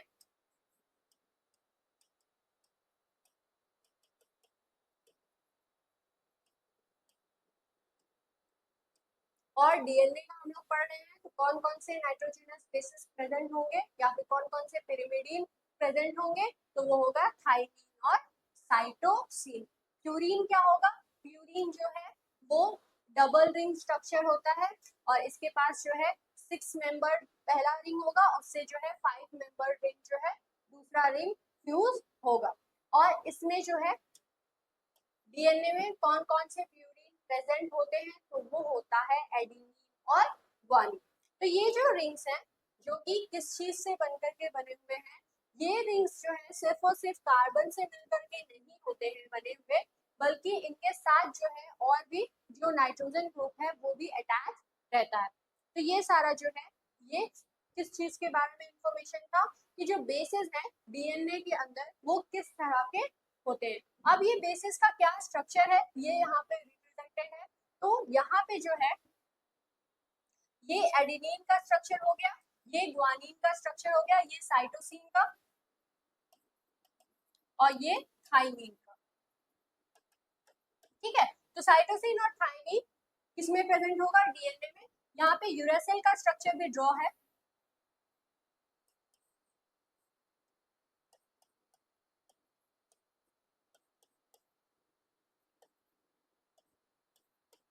ये यूरेसिल जो है ये आरएनए में प्रेजेंट होता है। तो इस क्वेश्चन में जो है यूरेसिल की जरूरत नहीं है, तो इसे आपको ड्रॉ करने की जरूरत नहीं है। सिर्फ और सिर्फ आप साइटोसिन, थाइमीन और एडेनिन और ग्वानिन का स्ट्रक्चर जो है वो आप ड्रॉ कर लीजिए।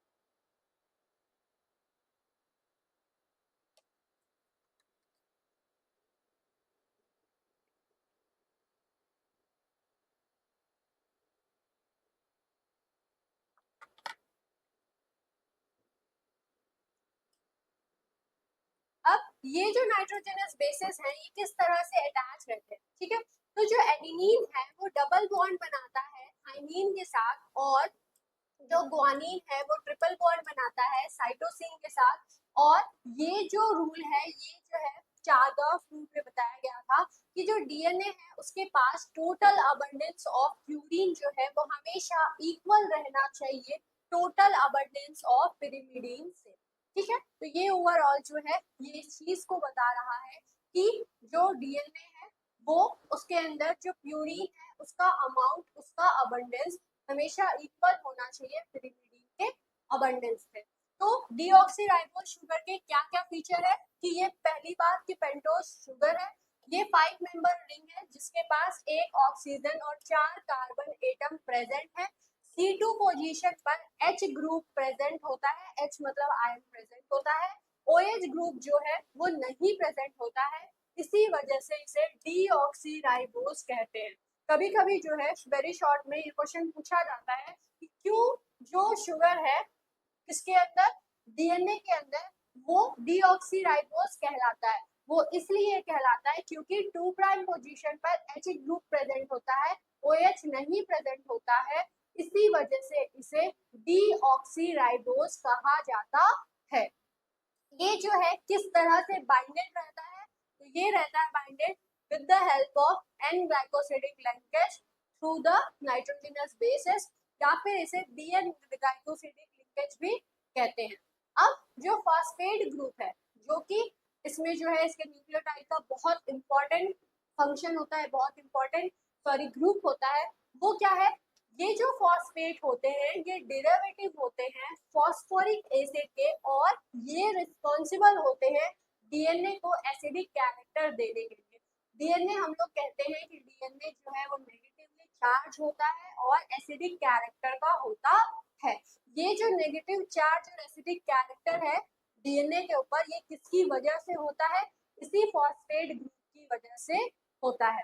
और ये बाइंडेड रहता है शुगर के मॉलिक्यूल के साथ through the help of phosphodiester bond. ठीक है, तो इसका जो आंसर था ये हम ही दे दिया आपको कि ये किस बॉन्ड से जो है किस लिंकेज या किस बॉन्ड से अटैच रहता है। तो ये अटैच रहता है through the help of phosphodiester bond to the sugar molecule. तो ये सारे जो पॉइंट्स हैं आप इसे नोट कर लीजिए।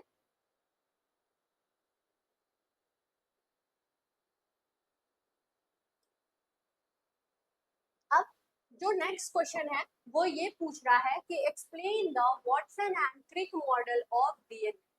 वाटसन एंड क्रिक मॉडल जो कि वाटसन एंड क्रिक द्वारा दिया गया था, जो कि क्या कहलाता है, डबल हेलिकल मॉडल कहलाता है।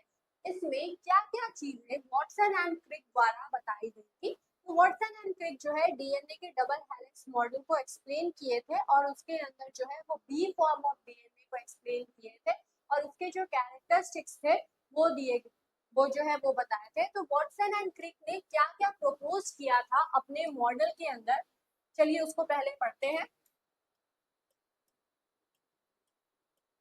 तो वाटसन एंड क्रिक ने ये बताया था कि एक जो डीएनए का मॉलिक्यूल होता है वो दो पॉलीन्यूक्लियोटाइड चेन से मिलकर के बने हुए होते हैं और ये जो चेन्स हैं, ये जो दो पॉलीन्यूक्लियोटाइड चेन्स हैं, ये स्ट्रैंड्स कहलाते हैं और ये स्ट्रैंड्स जो है वो कॉइल्ड रहते हैं थ्रू अ कॉमन एक्सिस, जिसे ये जो है ये दोनों के दोनों स्ट्रैंड्स एक कॉमन एक्सिस पर कॉइल्ड रहते हैं और किस फैशन में ये कॉइल रहते हैं, किस सेंस में ये कॉइल रहते हैं, तो ये राइट हैंडेड हेलिक्स जो है ये फॉर्म करते हैं और ये जो कॉइलिंग बनाते हैं ये दोनों ही स्ट्रैंड्स, ये इंटरचेंज स्पेसिंग इनके बीच में प्रेजेंट होता है जो कि मेजर ग्रूव और माइनर ग्रूव कहलाता है। ये मेजर ग्रूव और माइनर ग्रूव बहुत ज्यादा इंपॉर्टेंट होता है किस चीज के लिए, हिस्टोन और नॉन हिस्टोन प्रोटीन्स के इंटरेक्शन के लिए। तो वाटसन एंड क्रिक ने ये चीज बताई थी कि डीएनए जो है वो पॉलीन्यूक्लियोटाइड चेन से मिलकर के बना हुआ है। ये पॉलीन्यूक्लियोटाइड चेन जो है वो राइट हैंडेड सेंस में जो है कॉइलिंग स्कील होती है और ये जो है इसके बीच में स्पेस प्रेजेंट होता है और ये ग्रूव्स कहलाते हैं। ये ग्रूव्स दो तरह के होते हैं, पहला मेजर ग्रुप और दूसरा माइनर ग्रुप। ये ग्रुप जो है बहुत ज्यादा इंपॉर्टेंट होते हैं क्योंकि ये हिस्टोन और नॉन हिस्टोन प्रोटीन्स के लिए बाइंडिंग साइट के तरह एक्ट करते हैं। अब ये जो है दोनों के दोनों स्ट्रैंड ये किस डायरेक्शन में होते हैं, तो ये एंटी पैरेलल डायरेक्शन में होते हैं। मतलब एक स्ट्रैंड ये और दूसरा स्ट्रैंड ये, एक स्ट्रैंड 5 प्राइम से 3 प्राइम डायरेक्शन में होगा तो दूसरा स्ट्रैंड 3 प्राइम से 5 प्राइम डायरेक्शन में होगा। तो दोनों स्ट्रैंड एंटी पैरेलल डायरेक्शन में होते हैं। एक जो स्ट्रैंड है वो 3 प्राइम से 5 प्राइम, दूसरा स्ट्रैंड 5 प्राइम से 3 प्राइम।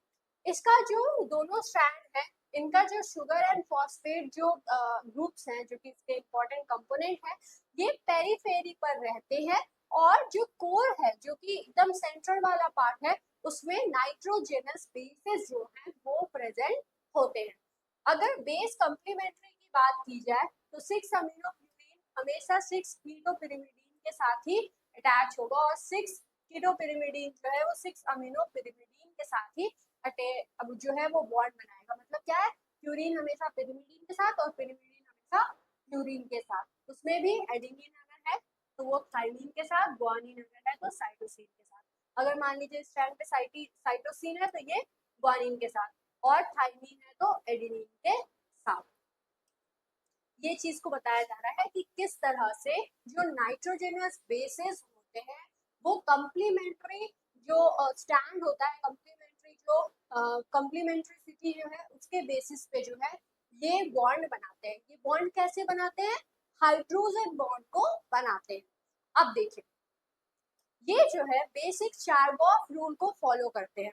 बेसिक चारगॉफ रूल क्या होता है कि ये जो है रूल बताए थे जिसमें ये चीज होता है कि एडेनिन जो है वो हमेशा थाइमिन के साथ ही पेयर बनाएगा और जो ग्वानिन है वो हमेशा साइटोसिन के साथ ही बनाएगा, जिसकी वजह से जो अमाउंट है फ्लोरीन और पिरिमिडीन का एक डीएनए मॉलिक्यूल के अंदर वो हमेशा सेम रहेगा। तो ये सारे फीचर्स है वाटसन एंड क्रिक ने प्रपोज किए थे डीएनए के डबल हेलिकल मॉडल के अंदर।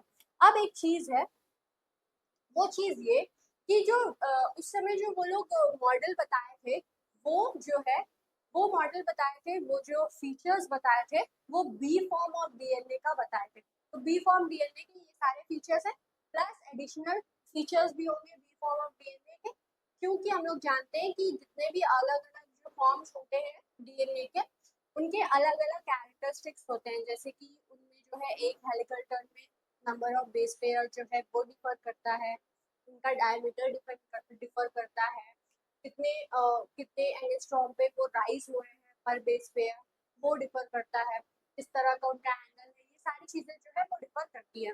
तो ये लोग जो है वो कैरेक्टरिस्टिक्स को बताए थे बी फॉर्म ऑफ डीएनए के। तो ये सारे जो कैरेक्टरिस्टिक्स थे, ये तो जितने भी कैरेक्टरिस्टिक्स है, ये सारे कैरेक्टरिस्टिक्स हर जो फॉर्म ऑफ डीएनए रहेगा, जितने भी डबल स्टैंडर्ड डीएनए रहेंगे उनके अंदर ये रहेंगे।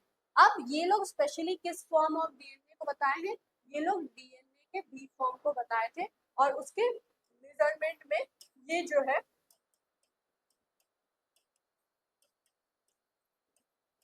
तो आप पहले लिख लीजिएगा मेजरमेंट ऑफ डीएनए, उसके अंदर भी ब्रैकेट में B form of DNA. B form of DNA क्या होता है ना, प्रीडोमिनेंट फॉर्म होता है, सबसे ज्यादा कॉमन फॉर्म होता है, सबसे ज्यादा डोमिनेंट फॉर्म होता है। तो इन्वायरमेंट में बायोलॉजिकल कंडीशन में सबसे ज्यादा एक्टिव फॉर्म ऑफ डीएनए क्या होता है, और सबसे ज्यादा मैक्सिमम अमाउंट में प्रेजेंट होने वाला डीएनए जो है वो बी फॉर्म ऑफ डीएनए है। तो इसके क्या क्या कैरेक्टरिस्टिक्स है पढ़ते हैं। एक डीएनए जो है एक टर्न में अगर उसकी लेंथ की बात की जाए तो वो होती है 34 एंगस्ट्रॉम की, दैट इज 3.4 नैनोमीटर। और इसे क्या कहते हैं, विड्थ कहते हैं। अब एक हेलिक्स जो है उसके अंदर 10 बेस पेयर्स प्रेजेंट होते हैं एज स्टेप, और ये जो स्पेस होता है दो हेलिक्स के बीच, दो बेस पेयर्स के बीच में, मतलब एक स्टेप से दूसरे स्टेप में, ये कितना होता है 3.4 एंगस्ट्रॉम का होता है। डायमीटर जो है वो कितना होता है 20 एंगस्ट्रॉम होता है। वेजर ग्रुप जो है वो क्या होगा 22 एंगस्ट्रॉम का होता है।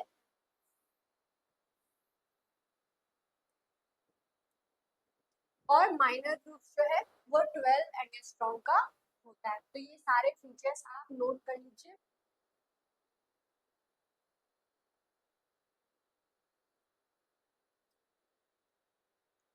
अब अगर कोई ऐसा स्टूडेंट है जो कि यूट्यूब पर इस वीडियो को देख रहा है और आप चाहते हैं कि आप जो है आपका जो भी सिलेबस है उससे रिलेटेड हर टॉपिक को आप पढ़े और समझे, तो आप हमारे जो है इस नवोदय बैच से ज्वाइन हो सकते हैं, जिसके अंदर आपको ऑनलाइन इंटरेक्टिव क्लास मिलेगा, लाइव डाउट क्लास मिलेगा, प्रीवियस ईयर क्वेश्चन पेपर्स जो है वो डिस्कस होंगे, जो भी आपका सब्जेक्ट है उसका जो नोट्स है वो अवेलेबल रहेगा। अगर आपको कोई कंफ्यूजन है तो आप इस नंबर पे कॉल करके पूछ सकते हैं, और इस समय यहाँ पे ऑफर भी चल रहा है तो ये आपके लिए हेल्पफुल हो सकता है। तो ये जो अगर आप जो वीडियो है उसे यूट्यूब पे देख रहे हैं और आपको ये जो लेक्चर है ये समझ में आ रहा है और आपके लिए हेल्पफुल है, तो आप हमारे चैनल को जो है सब्सक्राइब कर सकते हैं, जिसकी वजह से जो जितने भी आपको जो भी यूनिट वाइज डिस्कशन होंगे, प्रीवियस ईयर क्वेश्चन पेपर या फिर जो भी कंटेंट है, ये जो है आपके लिए वहाँ पे फ्रीली एकदम अवेलेबल रहेगा और ये आपके लिए हेल्पफुल रह सकता है। अगर आपको इसके नोट्स चाहिए तो आप जो है डीएनएस एडुकेयर ऐप को प्ले स्टोर से डाउनलोड करके इनरोल हो सकते हैं। वहाँ पे आपको free material, free study material section मिलेगा, उसके अंदर आपको जो है जो नोट्स हैं वो आपको मिल जाएंगे। ठीक है, अगर फिर भी आपको कोई कंफ्यूजन है तो आप इस नंबर पे कॉल करके पूछ सकते हैं। तो अभी तक हम लोग शॉर्ट आंसर टाइप क्वेश्चंस को डिस्कस कर लिए हैं। अब हम लोग लॉन्ग आंसर टाइप क्वेश्चंस को डिस्कस करेंगे। लॉन्ग आंसर टाइप क्वेश्चंस में ये चीज ध्यान रखना है कि जो आंसर होना चाहिए वो लंबा होना चाहिए। लॉन्ग आंसर टाइप क्वेश्चन में तो लंबा हो गई। दूसरी चीज ये कि हर क्वेश्चन में जो है आप डायग्राम जरूर से ऐड करने की कोशिश करिएगा। उससे होता क्या है कि डायग्राम से जो है चीजें और भी अच्छे से समझ में आती है। ठीक है। और अननेसेसरी चीज जो है उससे रिलेटेड जो नहीं हो उसे नहीं लिख सकते हैं। हाँ, ये चीजें हो सकती हैं कि मान लीजिए कोई चीज पूछा है, उसके बारे में बहुत ज्यादा आपको उस समय पे याद नहीं आ रहा है, तो आप क्या करेंगे? तो उसके जो बेसिक डिटेल्स हैं, जो कि आप जूनियर क्लासेस में भी पढ़े हैं, वो चीज लिख सकते हैं। उससे बस रिलेटेड लेकिन होना चाहिए, अनरिलेटेड चीज नहीं लिखना चाहिए। ठीक है, तो चलिए अब हम लोग लॉन्ग आंसर टाइप क्वेश्चंस को डिस्कस करेंगे। तो पहला जो क्वेश्चन है वो है व्हाट इज सुपर कॉइलिंग, या फिर explain super coiling in detail. तो सुपर कॉइलिंग जो है वो क्या है? सुपर कॉइलिंग की अगर बात देखी जाए तो सुपर कॉइलिंग जो है वो होता है डीएनए के अंदर। ठीक है, तो सुपर कॉइलिंग ऑफ डीएनए भी पूछ सकता है एग्जाम में, या फिर सुपर कॉइलिंग भी सिंपली पूछ सकता है। तो सुपर कॉइलिंग जो है, जो कि डीएनए के अंदर पाया जाता है, या फिर इस क्वेश्चन को सिंपली डीएनए सुपर, कभी भी जो है सुपर कॉइलिंग नहीं पूछेगा, हमेशा ये डीएनए सुपर कॉइलिंग जो है वो पूछेगा। यहाँ पे डीएनए जो है वो मिसिंग है, तो ये टाइपिंग एरर है, इसे आप ठीक कर लीजिएगा। क्वेश्चन है क्या? DNA super coiling. तो अगर एग्जाम में पूछा है कि डीएनए सुपर कॉइलिंग क्या होता है, तो थोड़ा सा पहले समझ लेते हैं। डीएनए क्या है? डीएनए खुद एक कॉइल स्ट्रक्चर है। अब ऐसा क्या जरूरत पड़ गया है कि डीएनए को और भी ज्यादा कॉइल होने की जरूरत पड़ रही है? तो जब कभी भी डीएनए पे स्ट्रेन आता है, मतलब स्ट्रेस आता है, तो उसकी वजह से डीएनए जो है वो सुपर कॉइल होना शुरू कर देता है। अब ये डीएनए की सुपर कॉइलिंग जो है ऐसे ही नहीं होती है। ये डीएनए की सुपर कॉइलिंग दो ही डीएनए में होती है। पहला डीएनए जो कि ट्रिपल सी डीएनए है, मतलब कि कुछ इस तरह का स्ट्रक्चर।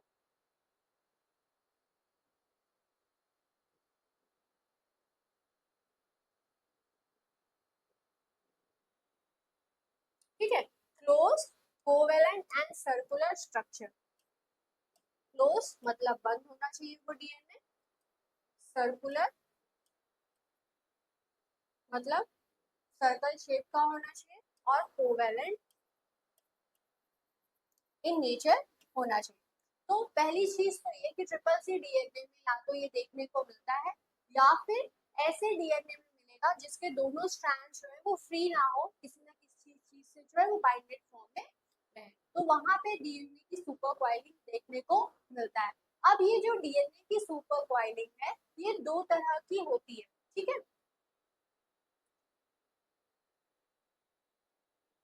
या तो ओवर ट्विस्ट हो जाएगा, या तो अंडर ट्विस्ट हो जाएगा। मतलब या तो ये जो नंबर ऑफ जो हेलिक्स है, ठीक है, वो बहुत ज्यादा बढ़ जाएंगे, या तो नंबर ऑफ हेलिक्स जो है वो घट जाएंगे। अब अगर मान लीजिए बहुत ज्यादा जो है वो कॉइलिंग हो गई, मान लीजिए ये कुछ ऐसी कंडीशन है,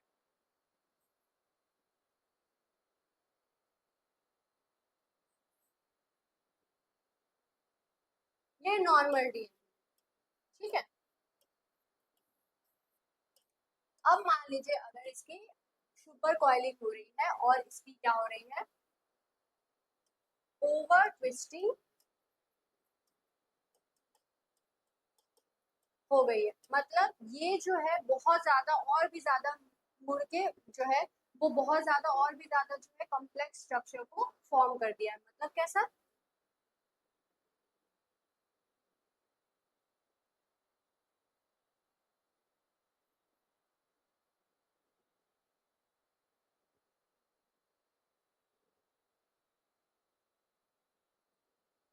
देख रहे हैं कि ये बहुत ज्यादा ओवर ट्विस्टिंग हो गया है, मतलब इसमें जो हेलिक्स है उनके जो नंबर्स है वो बहुत ज्यादा इंक्रीज हो गए, तो ये होता है ओवर ट्विस्टिंग। और दूसरा होता है अंडर ट्विस्टिंग, मतलब जितना था उससे कम।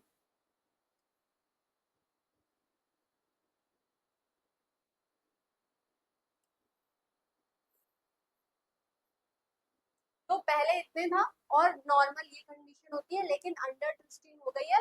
मतलब क्या हो गया है कि ये जो हेलिक्स है उनका जो नंबर है वो कम हो गया है। अब क्या होता है ओवर ट्विस्टिंग में, क्या होगा कि नंबर ऑफ बेस पेयर जो है पर हेलिक्स, पहले जैसे एंड जो वी फॉर्म होता है डीएनए में, एक हेलिक्स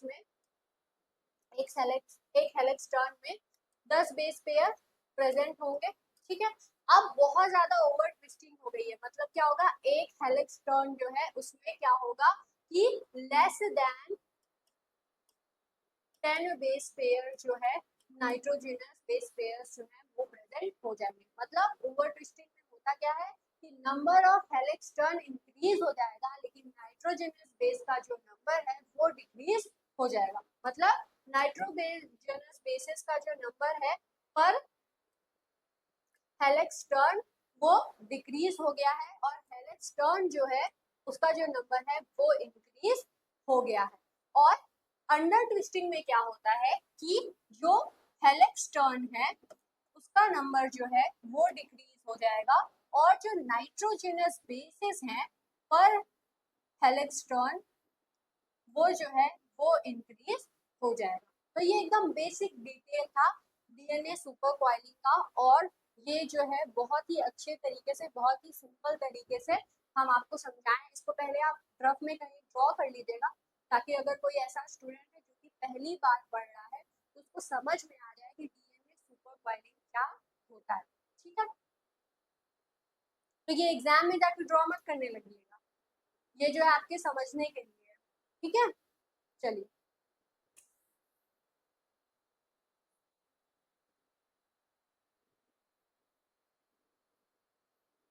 तो डीएनए सुपर कॉइलिंग जो है वो क्या है, कॉइलिंग ऑफ द कॉइल की वजह से डीएनए सुपर कॉइलिंग होता है। दूसरी चीज ये कि ये स्ट्रेन की वजह से होता है। तीसरी चीज ये कि जो डीएनए सुपर कॉइलिंग है ये दो तरह के होता है। पहला होता है पॉजिटिव डीएनए सुपर कॉइलिंग, और दूसरा होता है नेगेटिव डीएनए सुपर कॉइलिंग, ठीक है। तो पॉजिटिव में क्या होता है, नेगेटिव में क्या होता है, ये सारी चीजें अभी हम लोग पढ़ेंगे। पहले आप इसे नोट कर लीजिए।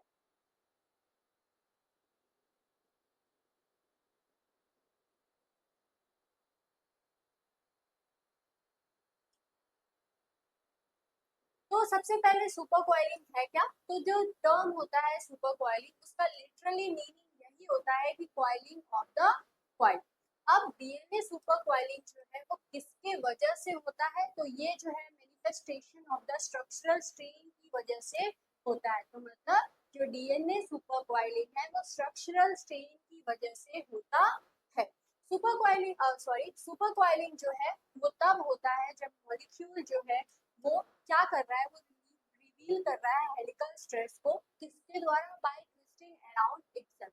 अब इसमें क्या होता है कि अगर मान लीजिए ओवर ट्विस्टिंग हुई है, तो ओवर ट्विस्टिंग से क्या होता है, पॉजिटिव सुपर कॉइलिंग होती है, और अगर अंडर ट्विस्टिंग हो रहा है तो नेगेटिव सुपर कॉइलिंग होता है। तो पॉजिटिव सुपर कॉइलिंग और नेगेटिव सुपर कॉइलिंग क्या है, आई होप आपको समझ में आ गया होगा, क्योंकि हम लोग ओवर ट्विस्टिंग भी पढ़े हैं अभी, और अंडर ट्विस्टिंग भी पढ़े हैं।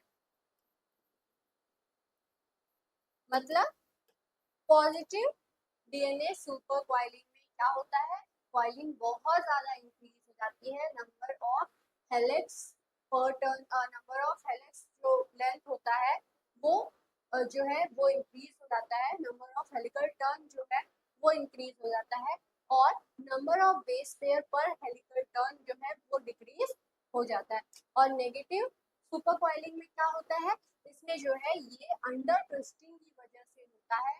मतलब जो हेलिकल टर्न है उनका नंबर जो है वो डिक्रीज हो जाएगा, और नंबर ऑफ बेस पेयर पर हेलिकल टर्न जो है वो इंक्रीज हो जाएगा। और ये सारी चीजें होती क्यों है, स्ट्रक्चरल स्ट्रेन की वजह से होता है, ठीक है। और पॉजिटिव डीएनए सुपर कॉइलिंग को जो है प्लस से रिप्रेजेंट किया जाता है, और नेगेटिव वाले को माइनस से रिप्रेजेंट किया जाता है। ठीक है, चलिए अब डीएनए जो है अगर सर्कुलर मॉलिक्यूल की तरह है या फिर उसका जो एंड है वो रिजिडली हेल्ड है, तो ये क्या करेगा, एक लूप टाइप स्ट्रक्चर को फॉर्म करेगा और इसी चीजों का, इसी डीएनए का जो ओवर ट्विस्टिंग है या अंडर ट्विस्टिंग है वो होती है, जिसकी वजह से डीएनए जो है वो सुपर कॉइल स्टेज में पहुंचता है। मतलब नॉर्मल जो ये डीएनए है ना, जिसका 5 प्राइम एंड 3 प्राइम,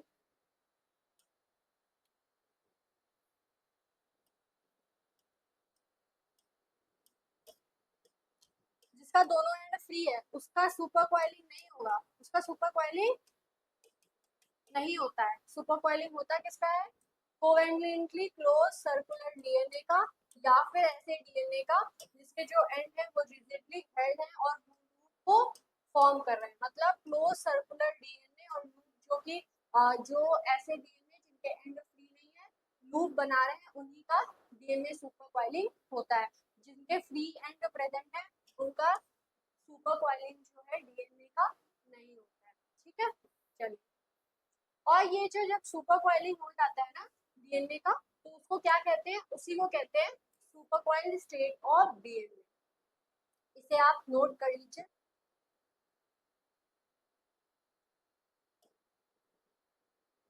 तो पॉजिटिव और नेगेटिव सुपर कॉइलिंग जो है वो क्या है, उसके अंदर क्या क्या चीजें होती हैं। तो जब कभी भी डीएनए जो है, डीएनए का जो हेलिक्स है वो नॉर्मल कंडीशन में रहेगा, मतलब उसके जो नाइट्रोजनस बेसेस हैं पर टर्न, पर हेलिकल टर्न, वो अगर नॉर्मल है तो मतलब वो क्या कहलाएगा, रिलैक्स स्टेज में डीएनए है। लेकिन मान लीजिए जो हेलिक्स है अगर उसकी ओवर ट्विस्टिंग हो गई, ओवर ट्विस्टिंग का मतलब वो बहुत ज्यादा टाइट जो है वो हो गया, मतलब जो एजेस हैं नैरो ग्रुप्स के वो और भी ज्यादा पास आ गए हैं, बहुत ही ज्यादा क्लोज हो गए हैं।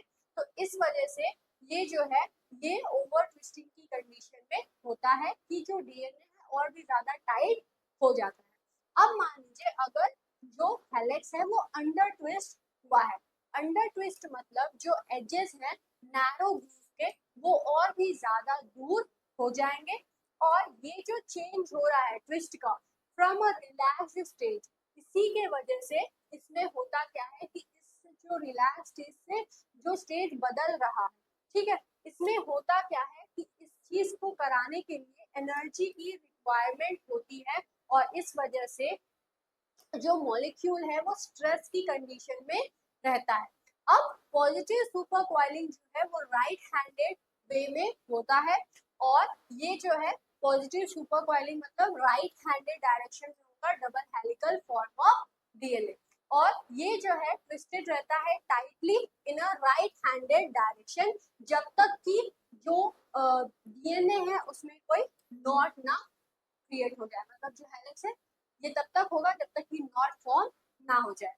और पॉजिटिव सुपर कॉइलिंग जो है वो बहुत ज्यादा कंडेंस फॉर्म में होता है, ताकि जो सुपर कॉइल फॉर्म हुआ है जो कि डीएनए के हेलिक्स में फॉर्म हुआ है वो बहुत ही ज्यादा कंडेंस फॉर्म में रहे। ठीक है, और पॉजिटिव सुपर कॉइलिंग कैसा होता है, राइट हैंडेड डायरेक्शन में होगा, ये ट्विस्ट करेगा इस डायरेक्शन में, राइट हैंडेड डायरेक्शन में।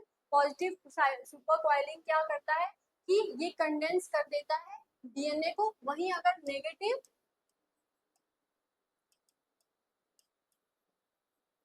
सुपर कॉइलिंग की बात की जाए तो ये जो है ये इतना ज्यादा कंडेंस नहीं करता है डीएनए को। ठीक है, अब नेगेटिव सुपर कॉइलिंग क्या होता है, नेगेटिव सुपर कॉइलिंग जो है वो left handed double helical form of DNA को फॉर्म करता है, और प्रोकैरियोट और यूकैरियोट दोनों में ही जो negative super coiling of DNA जो है वो देखने को मिलता है। It is usually naturally prevalent that it prepare the molecule for the processes that require the separation of the DNA strands without the need of additional energy। मतलब क्या है, देखिए जो पॉजिटिव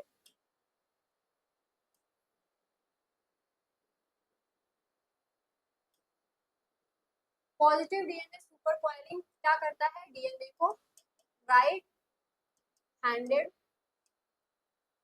फॉर्म ऑफ डीएनए में ये कराता है change, और ये नेगेटिव जो है वो लेफ्ट हैंडेड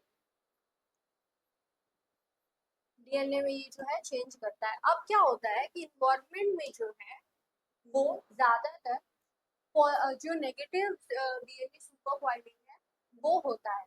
क्यों ऐसा होता है कि प्रोकैरियोट्स में और यूकैरियोट्स में नेगेटिव डीएनए सुपर क्वाइलिंग होती है? इस वजह से होती है क्योंकि ये डीएनए को लेफ्ट हैंडेड डायरेक्शन में जो है वो फॉर्म करता है, और इस डायरेक्शन में फॉर्म करने में एनर्जी जो है ना वो खर्च नहीं होती है। इस वजह से जो most prominent form of DNA super coiling होता है वो होता है negative super coiling. Positive super coiling में क्या था, ये और भी ज्यादा जो है right handed form of DNA में कन्वर्ट करता है, जिसमें बहुत ज्यादा एनर्जी की जरूरत पड़ती है। वहीं दूसरी ओर जो नेगेटिव सुपर क्वाइलिंग है उसमें क्या होता है, उसके फीचर्स याद करिए। उसमें अंडर ट्विस्टिंग होता है, और ये लेफ्ट फॉर्म ऑफ डीएनए में जो है उसको कन्वर्ट करता है। लेफ्ट फॉर्म डबल हेलिकल जो है वो फॉर्म करता है, जिसकी वजह से एनर्जी जो है ना वो इतनी रिक्वायर्ड रहती नहीं है। इस वजह से जो इन्वायरमेंट है, जो नेचर है, उसमें प्रोकैरियोट्स और यूकैरियोट्स में ज्यादा प्रीडोमिनेंट फॉर्म में कौन सा form of DNA super coiling देखने को मिलता है, वो फॉर्म जो है क्या कहलाता है, वो जो फॉर्म है वो है नेगेटिव डीएनए सुपर क्वाइलिंग। ठीक है, तो ये जो है आप पहले नोट कर लीजिए इसको।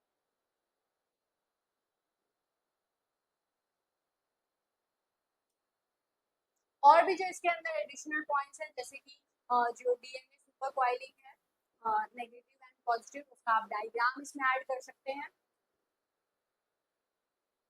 इसे लंबा बनाने के लिए जो डायग्राम है किस चीज का, पॉजिटिव डीएनए सुपर क्वाइलिंग का और नेगेटिव डीएनए सुपर क्वाइलिंग का, वो ऐड कर सकते हैं। दोनों के बीच में क्या क्या डिफरेंस है वो आप ऐड कर सकते हैं, जिसकी वजह से आपका जो आंसर है वो और भी ज्यादा लॉन्ग हो जाएगा। और सिग्निफिकेंस ऐड कर सकते हैं कि आखिर क्या जरूरत है कि डीएनए सुपर क्वाइलिंग जो है वो होती है। ठीक है, तो ये तीनों जो है ये आपका होमवर्क है। डायग्राम को आपको ढूंढना है और ऐड करना है, डिफरेंस आपको पता लगाने हैं पॉजिटिव डीएनए सुपर क्वाइलिंग में और नेगेटिव सुपर क्वाइलिंग में। जो मेजर जो डिफरेंस है वो तो हम बता ही दिए हैं, और जो रह चुका है उसे आप ढूंढिए और लिखिएगा। And the most important significance क्या होता है, कि क्यों ऐसा इम्पोर्टेंट होता है कि जो डीएनए सुपर क्वाइलिंग है वो नेसेसरी है। ठीक है, तो हम आपको जब पढ़ाए थे तो उसमें हम सारी चीजें बताए थे, वो आपको वो याद होंगी तो वो आप डायरेक्ट लिख सकते हैं। अगर नहीं याद है तो आप खुद से सर्च करिए और नोट्स अपने देखिए, उसमें आपको मिल जाएगा। ठीक है, चलिए अब जो नेक्स्ट क्वेश्चन है वो ये है कि what are the different types of RNA. RNA के डिफरेंट टाइप्स जो हैं वो कौन कौन से हैं। आरएनए के बहुत सारे टाइप्स हैं, उनमें से जो तीन मेजर टाइप है वो है एमआरएनए,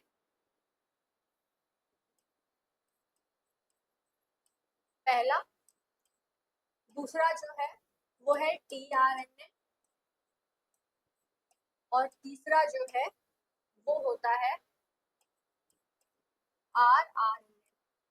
एमआरएनए जो है वो ऐसा आरएनए होता है जो कि स्ट्रैंड की तरह एक्ट करता है, जिसपे कोडॉन्स प्रेजेंट होते हैं, जो कि ट्रांसक्रिप्शन के बाद बनता है, और ये स्ट्रैंड की तरह एक्ट करता है फॉर द ट्रांसलेशन।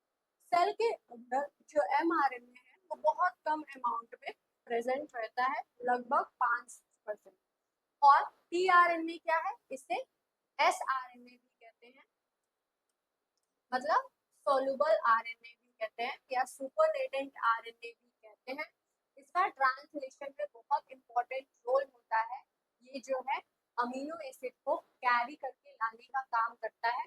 एमआरएनए पे जो कोडॉन प्रेजेंट होते हैं जो कि स्पेसिफिक होते हैं किसी पर्टिकुलर अमीनो एसिड के लिए, उसके जो एंटी कोडॉन होते हैं वो टीआरएनए पर ही प्रेजेंट होते हैं। ठीक है, तो एक मान लीजिए कोडॉन है जो कि स्पेसिफिक है एक अमीनो एसिड के लिए, तो टीआरएनए उसी अमीनो एसिड को लाता है और उस टीआरएनए के पास इस कोडॉन का एंटी कोडॉन प्रेजेंट रहता है। सेल के अंदर जो टीआरएनए है उसका परसेंटेज लगभग 10 से 15% होता है। तीसरा जो टाइप है वो होता है rRNA, जिसे राइबोसोमल आरएनए कहते हैं। ये rRNA and along with some proteins मिल करके राइबोसोम को बनाते हैं। राइबोसोम बहुत इंपॉर्टेंट होता है किस चीज के लिए? प्रोटीन सिंथेसिस के लिए। ठीक है, तो जो प्रोटीन सिंथेसिस का काम है उसके लिए जो rRNA है वो बहुत इंपॉर्टेंट होता है, क्योंकि ये राइबोसोम्स को बनाते हैं और राइबोसोम्स प्रोटीन फैक्ट्री कहलाता है। ये जो है ऐसा सेल ऑर्गेनल है, ऐसा एंजाइम है जो कि प्रोटीन सिंथेसिस कराता है। जैसे फॉर एग्जांपल एमआरएनए के स्ट्रैंड पे आकर के राइबोसोम ही ना आकर अटैच होते हैं उनके बिगर एंड स्मॉलर यूनिट, और इस राइबोसोम पे ही साइट्स प्रेजेंट होते हैं। For example E P and A site, जो कि टीआरएनए को आकर अटैच करने के लिए हेल्पफुल होता है। तो टीआरएनए आता है, इसी पर अटैच करता है और जो है अमीनो एसिड को कैरी करके लाता है, और फिर वो नेक्स्ट साइट पे चला जाएगा और जो दूसरा है वो आएगा। ठीक है, तो ये ओवरऑल जो है साइट इतना ज्यादा आपको पढ़ना नहीं है, जब आप ट्रांसलेशन पढ़ेंगे तब आप समझेंगे। अभी के लिए इतना जानते रहिए कि राइबोसोम्स किसके हेल्प से मिलकर के बने हुए होते हैं? rRNA के हेल्प से। और राइबोसोम्स हेल्प करते हैं किस चीज के लिए? प्रोटीन सिंथेसिस के लिए। इनके पास साइट्स होती हैं जिसके वजह से टीआरएनए जो है वो बाइंड कर पाता है और अमीनो एसिड को कैरी करके लाता है। पहला अमीनो एसिड आ गया, फिर दूसरा आएगा, पहले दूसरे के बीच में पेप्टाइड बॉन्ड बनेगा, तो ये राइबोसोम आगे ट्रांसलोकेट होगा, और ये प्रोसेस तब तक चलते जाएगी जब तक कि एमआरएनए पर स्टॉप कोडॉन ना आ जाए। ठीक है, चलिए, तो rRNA क्या होता है? rRNA राइबोसोमल आरएनए कहलाते हैं। rRNA बहुत सारे टाइप के होते हैं, ये टाइप उनके सेडिमेंटेशन कोएफिशिएंट के हिसाब से होता है। और rRNA जो है यूकेरियोट्स और प्रोकैरियोट्स में अलग अलग तरह के होते हैं, क्योंकि यूकेरियोट्स एंड प्रोकैरियोट्स में अलग अलग टाइप के राइबोसोम्स जो है वो प्रेजेंट होते हैं, उनके अलग अलग सब यूनिट होते हैं। ठीक है, चलिए, rRNA जो है उनका परसेंटेज अगर सेल के अंदर देखा जाए तो वो लगभग 80% जो है वो होता है, कहीं कहीं पे 80 से 85 भी लिखा रहता है। मतलब क्या है कि rRNA जो है सबसे ज्यादा अबंडेंट अमाउंट ऑफ RNA है जो कि सेल के अंदर प्रेजेंट होता है। पहले आप इसे नोट कर लीजिए।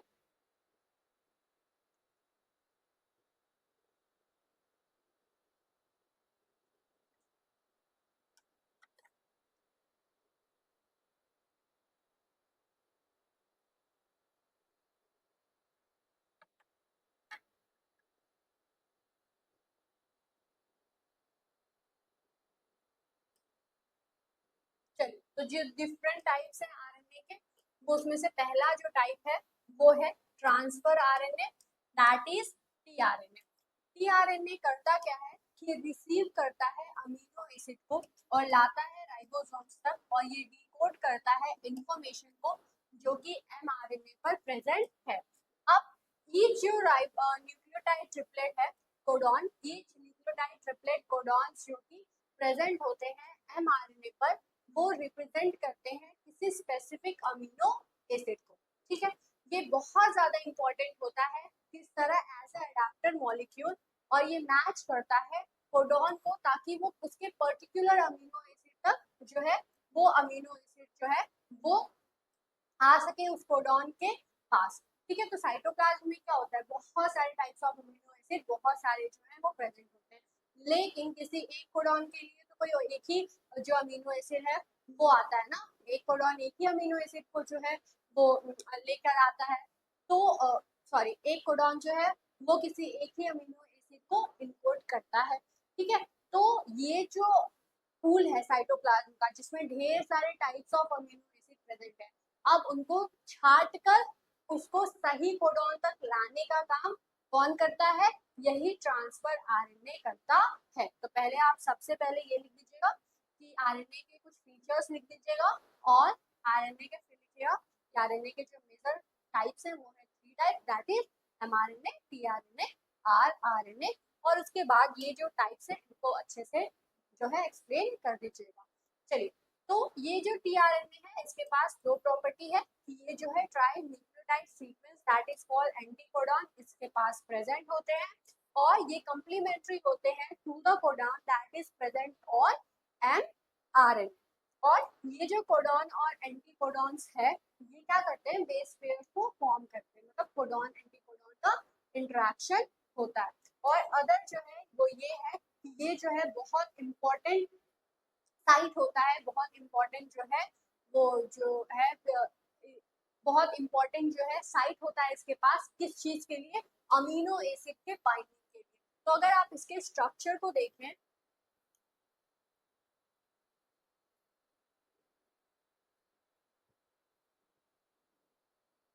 तो ये कुछ इस तरह से इसका स्ट्रक्चर जो है,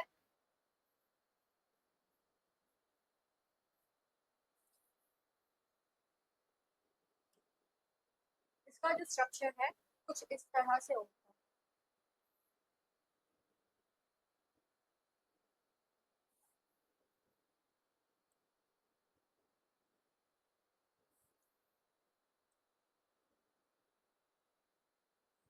तो ये जो है यही होती है अमीनो एसिड बाइंडिंग साइट। और ये क्या होता है, यहाँ पे जो है 7 बेस पेयर्स रहते हैं, ठीक है, जो कि अनपेयर्ड होते हैं, उनमें से जो बीच के 3 होते हैं वही एक्ट करते हैं एज एंटी कोडॉन। तो यहाँ पे एमआरएनए रहेगा जिसपे क्या रहेगा, कोडॉन रहेगा, इसके पास क्या आएगा और इसका इसी के स्पेसिफिक या इसी के कॉम्प्लीमेंट्री एंटीकोडॉन इस जो टीआरएनए है उस पर प्रेजेंट होंगे, ये दोनों इंटरेक्ट करेंगे और ये इस कोडॉन के हिसाब से यहाँ पे जो अमीनो एसिड है उसको ये लाता है, ठीक है। तो इसे आप ड्रॉ करिए, रफ में ड्रॉ करिएगा।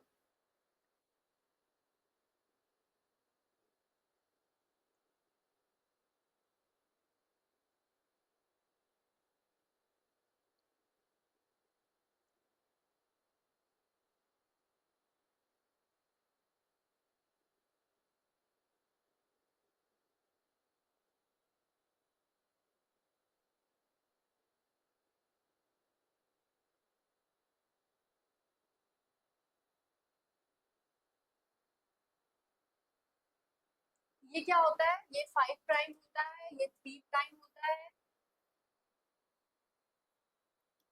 ठीक है। और ये क्या होता है, ये डी आर्म होता है, ये होता है T5C आर्म, और ये जो है एंटीकोडॉन लूप है।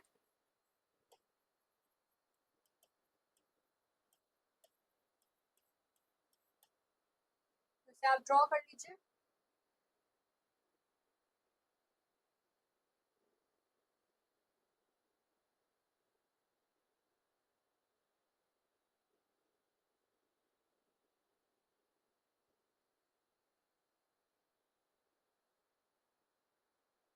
अब ये जो यहाँ पे जो ये स्ट्रक्चर है इसी को कहते हैं वेरिएबल आर्म,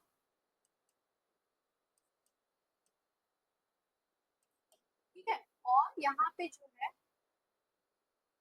ये अमीनो एसिड तो यहाँ पे बेस पेयर्स तो प्रेजेंट रहेंगे,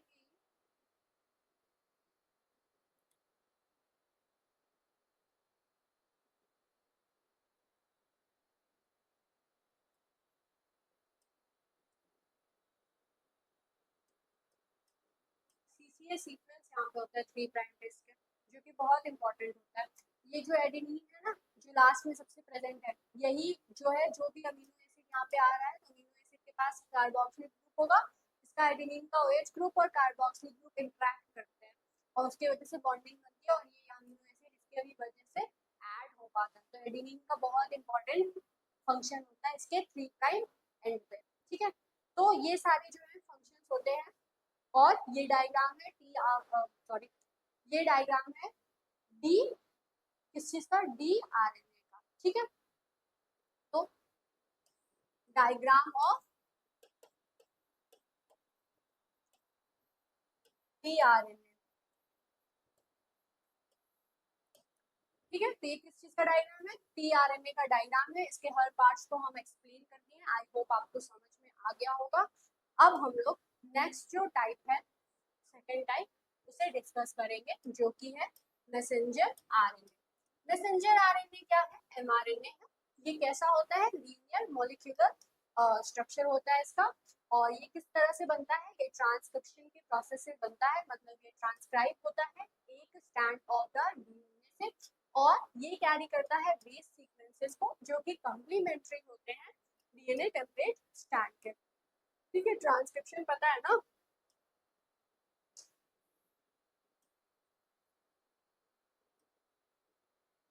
डीएनए का 2 स्टैंड, उसके एक स्टैंड में जो है एक स्टैंड के कॉम्प्लीमेंट्री 5 प्राइम से 3 प्राइम डायरेक्शन में एमआरएनए जो है सिंथेसाइज होता है। तो जिस स्टैंड से ये सिंथेसाइज हो रहा है उसके कॉम्प्लीमेंट्री जो बेस पेयर्स हैं इसके पास प्रेजेंट होते हैं, और ये लीनियर सीक्वेंस का होता है। और ये जिस प्रोसेस से बनता है उसे क्या कहते हैं, ट्रांसक्रिप्शन। इसीलिए इसको जो है ट्रांसक्राइब्ड जो है एमआरएनए कहा जाता है। ठीक है,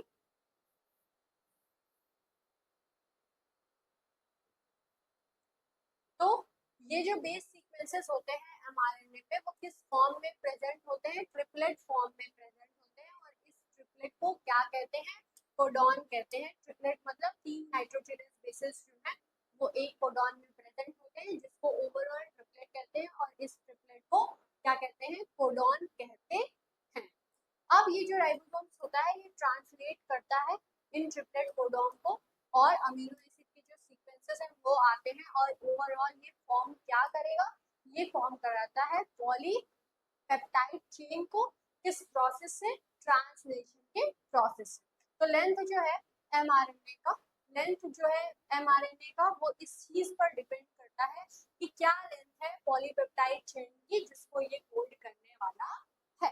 और पॉलीपेप्टाइड जो लेंथ है वो वैरी करता है एक चेन से, और मतलब ये जो लेंथ है ये वैरी कर सकता है, क्योंकि कुछ ऐसे पॉलीपेप्टाइड होते हैं जिसमें अमीनो एसिड जो है वो कम जो है वो रहते हैं, और कुछ ऐसे पॉलीपेप्टाइड होते हैं जिसमें ढेर सारे अमीनो एसिड प्रेजेंट होते हैं। तो अगर कोई ऐसा पॉलीपेप्टाइड है जिसमें अमीनो एसिड जो है उसका जो सीक्वेंस है वो कम है, ठीक है, उसका जो नंबर है वो कम है, मतलब क्या है कि उस जो एमआरएनए की जो लेंथ होगी वो कम होगी। और कुछ ऐसे अमीनो एसिड सीक्वेंसेस होते हैं पॉलीपेप्टाइड में जो कि बहुत ज्यादा होते हैं नंबर में, मतलब जो एमआरएनए है उसकी जो लेंथ होगी वो ज्यादा होगी। ठीक है, अब देखो फॉर एग्जांपल 600 न्यूक्लियोटाइड्स जो है वो कोड किए जाते हैं अपोलो पॉलीपेप्टाइड के लिए, और इनके पास जो है 200 अमीनो एसिड जो है वो होती है। ठीक है, मतलब ये एग्जांपल के थ्रू एक्सप्लेन किया जा रहा है, उसको बहुत ज्यादा लिखने की जरूरत नहीं है। और ये जो है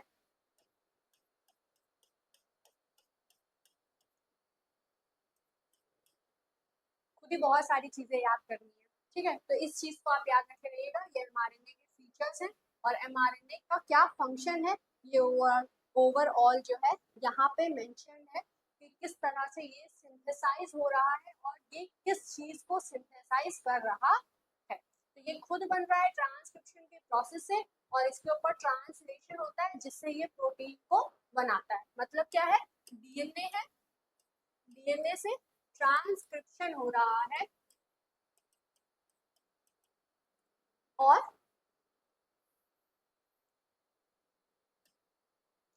डीएनए है, डीएनए से ट्रांसक्रिप्शन हो रहा है, और आरएनए बना है। कौन सा आरएनए, एमआरएनए बनता है। डायरेक्ट एमआरएनए जो है वो नहीं बनता है। ठीक है, पहले जो है प्री एमआरएनए बनता है। ठीक है, प्री एमआरएनए में स्प्लाइसिंग की प्रोसेस होती है, जिसमें क्या होता है कि इंट्रॉन्स जो है जो कि नॉन कोडिंग सीक्वेंसेस होते हैं इन्हें रिमूव किया जाता है, और उसके बाद जो है सेकंड जो स्टेप होता है वो होता है प्रोसेसिंग का, जिसमें कैपिंग और टेलिंग की जाती है, और उसके बाद जो है ये एमआरएनए में कन्वर्ट होता है। तो पहला प्रोसेस स्लाइसिंग का और दूसरा प्रोसेस प्रोसेसिंग का, उसके बाद जो है फाइनली mRNA बनता है। ये प्रोसेस जो है ये यूकेरियोट्स में होता है। प्रोकैरियोट्स में इन दोनों प्रोसेस की जरूरत नहीं पड़ती है। क्यों? क्योंकि प्रोकैरियोट्स के अंदर इंट्रॉन्स प्रेजेंट ही नहीं होते हैं। प्रोटॉन क्या होता है कि जो प्रोकैरियोट्स होते हैं उसमें सिर्फ और सिर्फ कोडिंग सीक्वेंसेस ही प्रेजेंट होते हैं, सिर्फ एक्सॉन्स ही प्रेजेंट होते हैं। और यूकेरियोट्स में क्या होता है, नॉन कोडिंग सीक्वेंस भी प्रेजेंट होते हैं जिसको स्प्लाइसिंग के प्रोसेस से जो है रिमूव किया जाता है।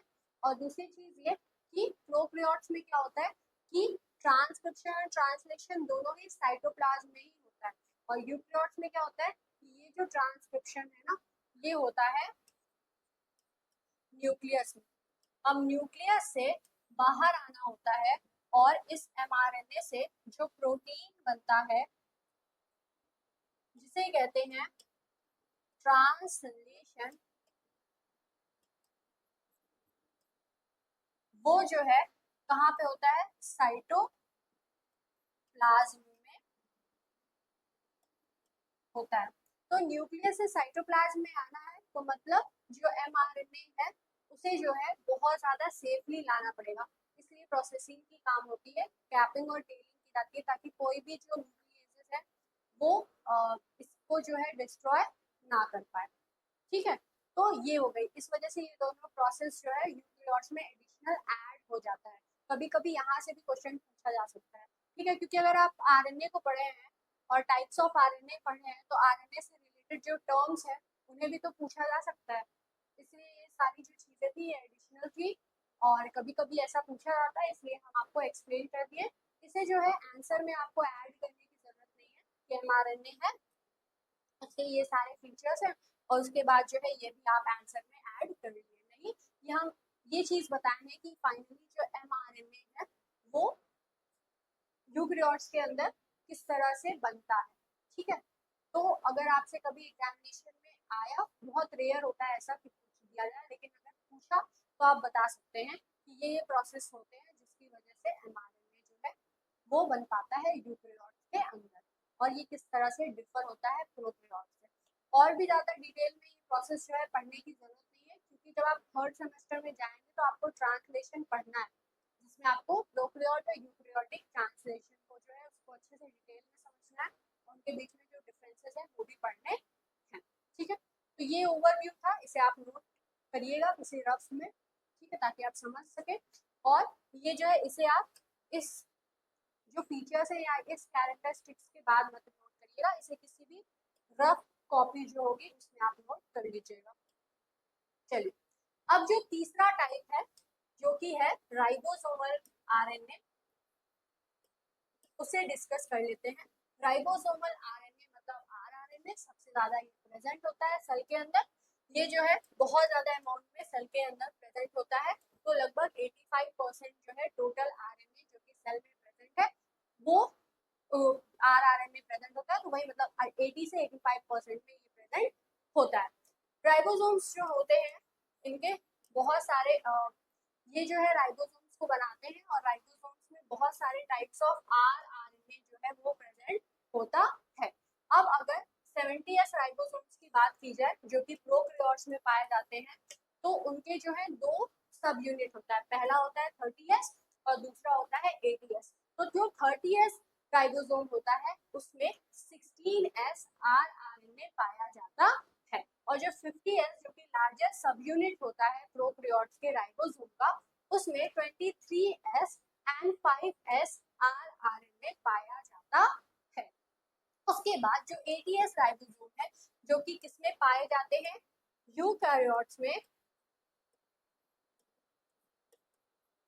उनमें जो है इनका भी दो यूनिट होता है। पहला जो है स्मॉलर सब यूनिट है जो कि 40s का होता है, और दूसरा जो है बिगर सब यूनिट होता है जो कि 60s का होता है। तो जो स्मॉलर सब यूनिट है जो कि 40s का है, इसमें जो है 18s आरआरएनए प्रेजेंट होते हैं, और जो लार्जर सब यूनिट है उसमें क्या होता है कि 28s, यहाँ पे s होगा, 28s, 5.8s and 5s rRNA present होते हैं। तो इसे आप नोट कर लीजिए।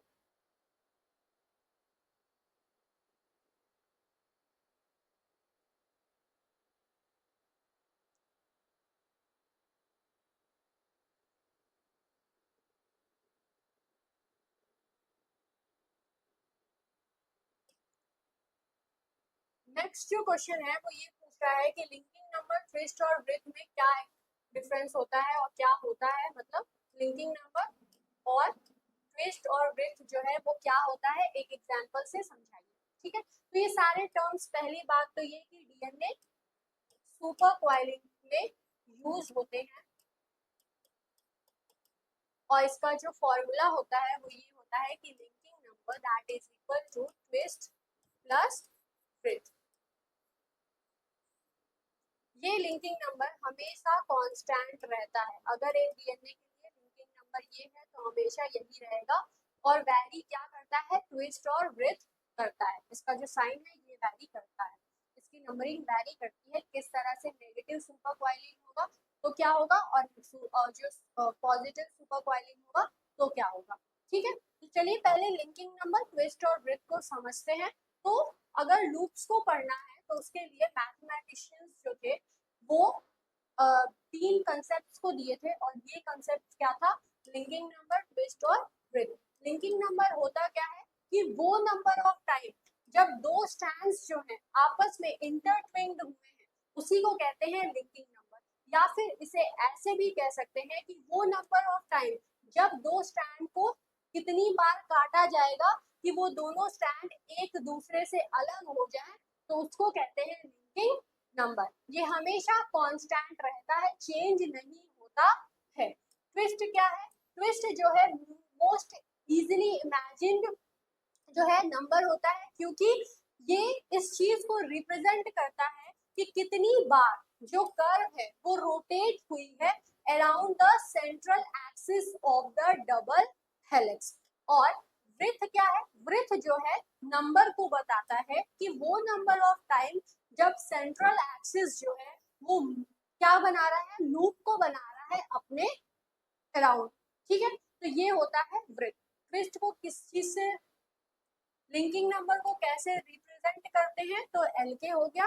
वेरी शॉर्ट में कभी कभी इनके डेफिनेशन पूछ दिए जाते हैं या फिर किस तरह से इसे डेजिग्नेट किया जाता है ये पूछा जा सकता है।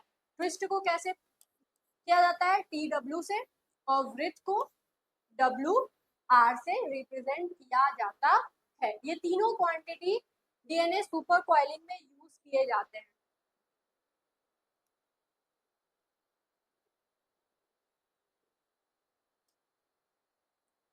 तो फॉर्मूला क्या है, linking number is equal to twist plus breath, जहाँ पे लिंकिंग नंबर जो है वो बताया गया है कि ये इक्वल होता है ट्विस्ट और ब्रेथ के। लिंकिंग नंबर हमेशा कांस्टेंट रहता है। अब देखिए इसको एक एग्जांपल से समझते हैं कि जो ये जो है फिर से रिपीट हो गया है। तो लिंकिंग नंबर क्या है, ट्विस्ट क्या है, ब्रेथ क्या है, ये हम लोग पढ़ लिए हैं। अब देखिए मान लीजिए हमारे पास क्या है कि एक जो ब्रेथ है वो है ताकि जो एलके है वो 9 रह सके और जो ट्विस्ट है वो 10 हो सके। मतलब क्या है कि देखिए डीएनए जो है मान लीजिए ऐसे कंडीशन में है जहाँ पे जो डीएनए है वो राइट हैंडेड फॉर्म में है और ये अगर ये राइट हैंडेड फॉर्म में है और ये फॉर्म कर रहा है लेफ्ट हैंडेड ब्रेथ को, मतलब ये एंटी क्लॉकवाइज डायरेक्शन में वर्क कर रहा है। अब ये क्या होगा कि ये डिवाइड करेगा डीएनए को ताकि जो वृत्त है वो इजियर हो सके रिमूव करने के लिए, और इसलिए ट्विस्ट जो है वो इंक्रीज होगा ताकि कंपनसेट कर दिया जाए इस नेगेटिव वृत्त को। मतलब क्या है कि देखिए लिंकिंग नंबर मान लेते हैं किसी जो डीएनए सुपर कॉइलिंग का है वो 9 है। अब लिंकिंग नंबर का फॉर्मूला ये होता है कि लिंकिंग नंबर जो है वो ट्विस्ट प्लस ब्रेथ होता है। अब यहाँ पे क्या हो रहा है कि जो डीएनए है वो राइट हैंडेड जो है वो फॉर्म कर रहा है लेफ्ट हैंडेड ब्रेथ को, मतलब ये एंटी क्लॉकवाइज डायरेक्शन में मूव हो रहा है।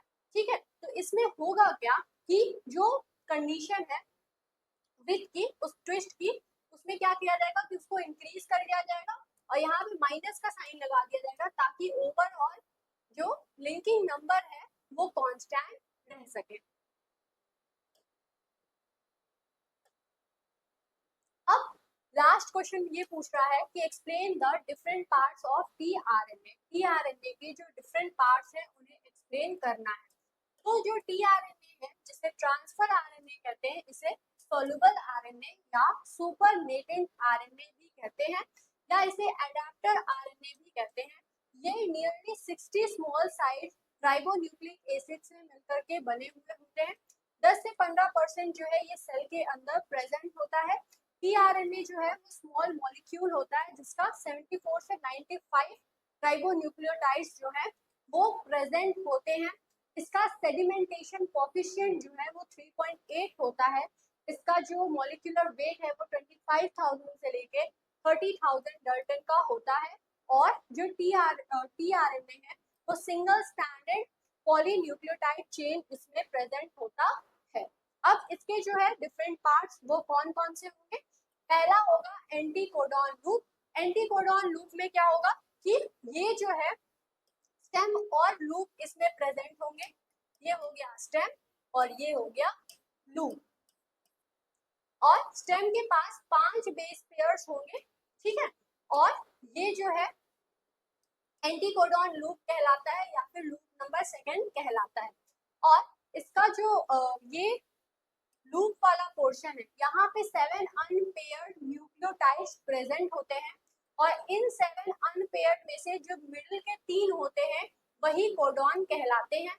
ये एंटी कोडॉन्स जो है ये कोडॉन्स को पहचानने में हेल्पफुल होते हैं जो कि एमआरएनए पर प्रेजेंट होता है। उसके बाद डी लूप हो गया। डी लूप को डीएचयू लूप कहते हैं। इसके पास भी स्टेम और लूप होता है। अब इसके पास अनयूजुअल पिरिमिडीन जो है वो प्रेजेंट होता है जो कि क्या होता है डाइहाइड्रोयूरेसिल। अब इसके पास 4 बेस पेयर्स जो है स्टेम में प्रेजेंट होंगे और लूप के पास जो है डाइहाइड्रोयूरिडीन प्रेजेंट होता है। ये जो डी लूप होता है ये अमीनो एसिड टीआरएनए सिंथेटेज को रिकॉग्नाइज करने के लिए हेल्पफुल होता है। ये एंजाइम बहुत ज्यादा इंपॉर्टेंट होता है for the process of activation of amino acid. ये प्रोसेस ट्रांसलेशन से पहले होती है और इस प्रोसेस के लिए ये एंजाइम बहुत ज्यादा इंपॉर्टेंट होता है। अब ये बहुत इंपॉर्टेंट होता है किस चीज के लिए, for the stabilisation of the tRNA tertiary structure. उसके बाद जो नेक्स्ट है वो है टी5सी आर्म। टी5सी आर्म में क्या क्या प्रेजेंट होंगे। टी5सी आर्म में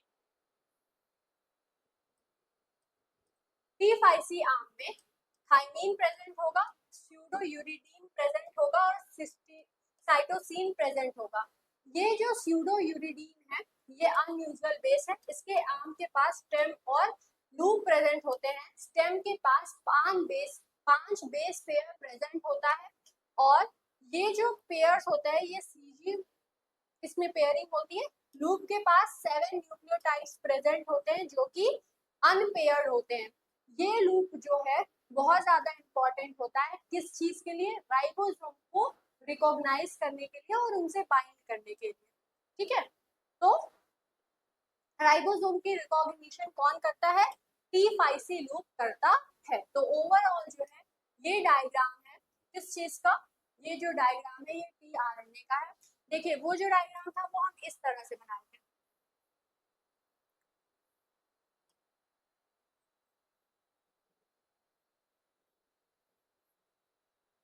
ठीक है।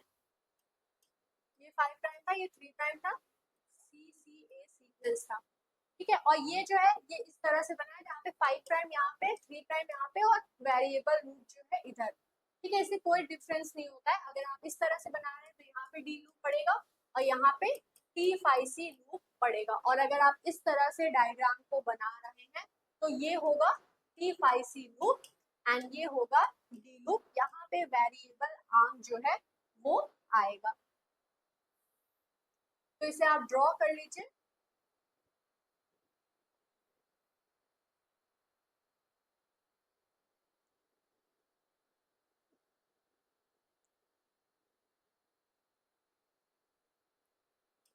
तो आई होप आपको ये जो लेक्चर है वो अच्छे से समझ में आया होगा। अगर आप इस वीडियो को जो है अगर आप YouTube पे देख रहे हैं तो आप हमारे नवोदय बैच से ज्वाइन हो सकते हैं, ताकि आपका जो सिलेबस है उससे रिलेटेड हर टॉपिक को आप पढ़ें और समझें। इसके अंदर आपको ऑनलाइन डाउट क्लास, जो हैंड रिटन नोट्स हैं वो, previous year question paper, one shot revision video, ये सारी चीजें अवेलेबल रहेंगी। अगर आपको कोई कंफ्यूजन है तो आप इस नंबर पर कॉल करके पूछ सकते हैं। और यहाँ पे जो है आपका ये जो वीडियो है उसके जो नोट्स हैं वो आपको अगर चाहिए तो आप DNS एडुकेयर ऐप को जो है प्ले स्टोर से डाउनलोड करके एनरोल हो सकते हैं। वहाँ पे आपको फ्री स्टडी मटेरियल प्रेजेंट रहेगा और उसमें जो है आपको जो भी नोट्स हैं वो वहाँ पे फ्रीली अवेलेबल रहेंगे। अगर आपको ये जो वीडियो है वो पसंद आई है तो उसे जो है हमारे चैनल को सब्सक्राइब कर लीजिएगा, जिससे आपको जो है जितने भी वीडियोस रहेंगे और जितने भी प्रीवियस ईयर क्वेश्चन पेपर्स के जितने भी हर यूनिट्स के वीडियो बने रहेंगे वो आपको अवेलेबल हो सकेंगे और ये सारी चीजें आपके लिए हेल्पफुल रहेंगी। तो thanks for watching this video. अब हम लोग मिलते हैं नेक्स्ट लेक्चर में एक नए टॉपिक के साथ।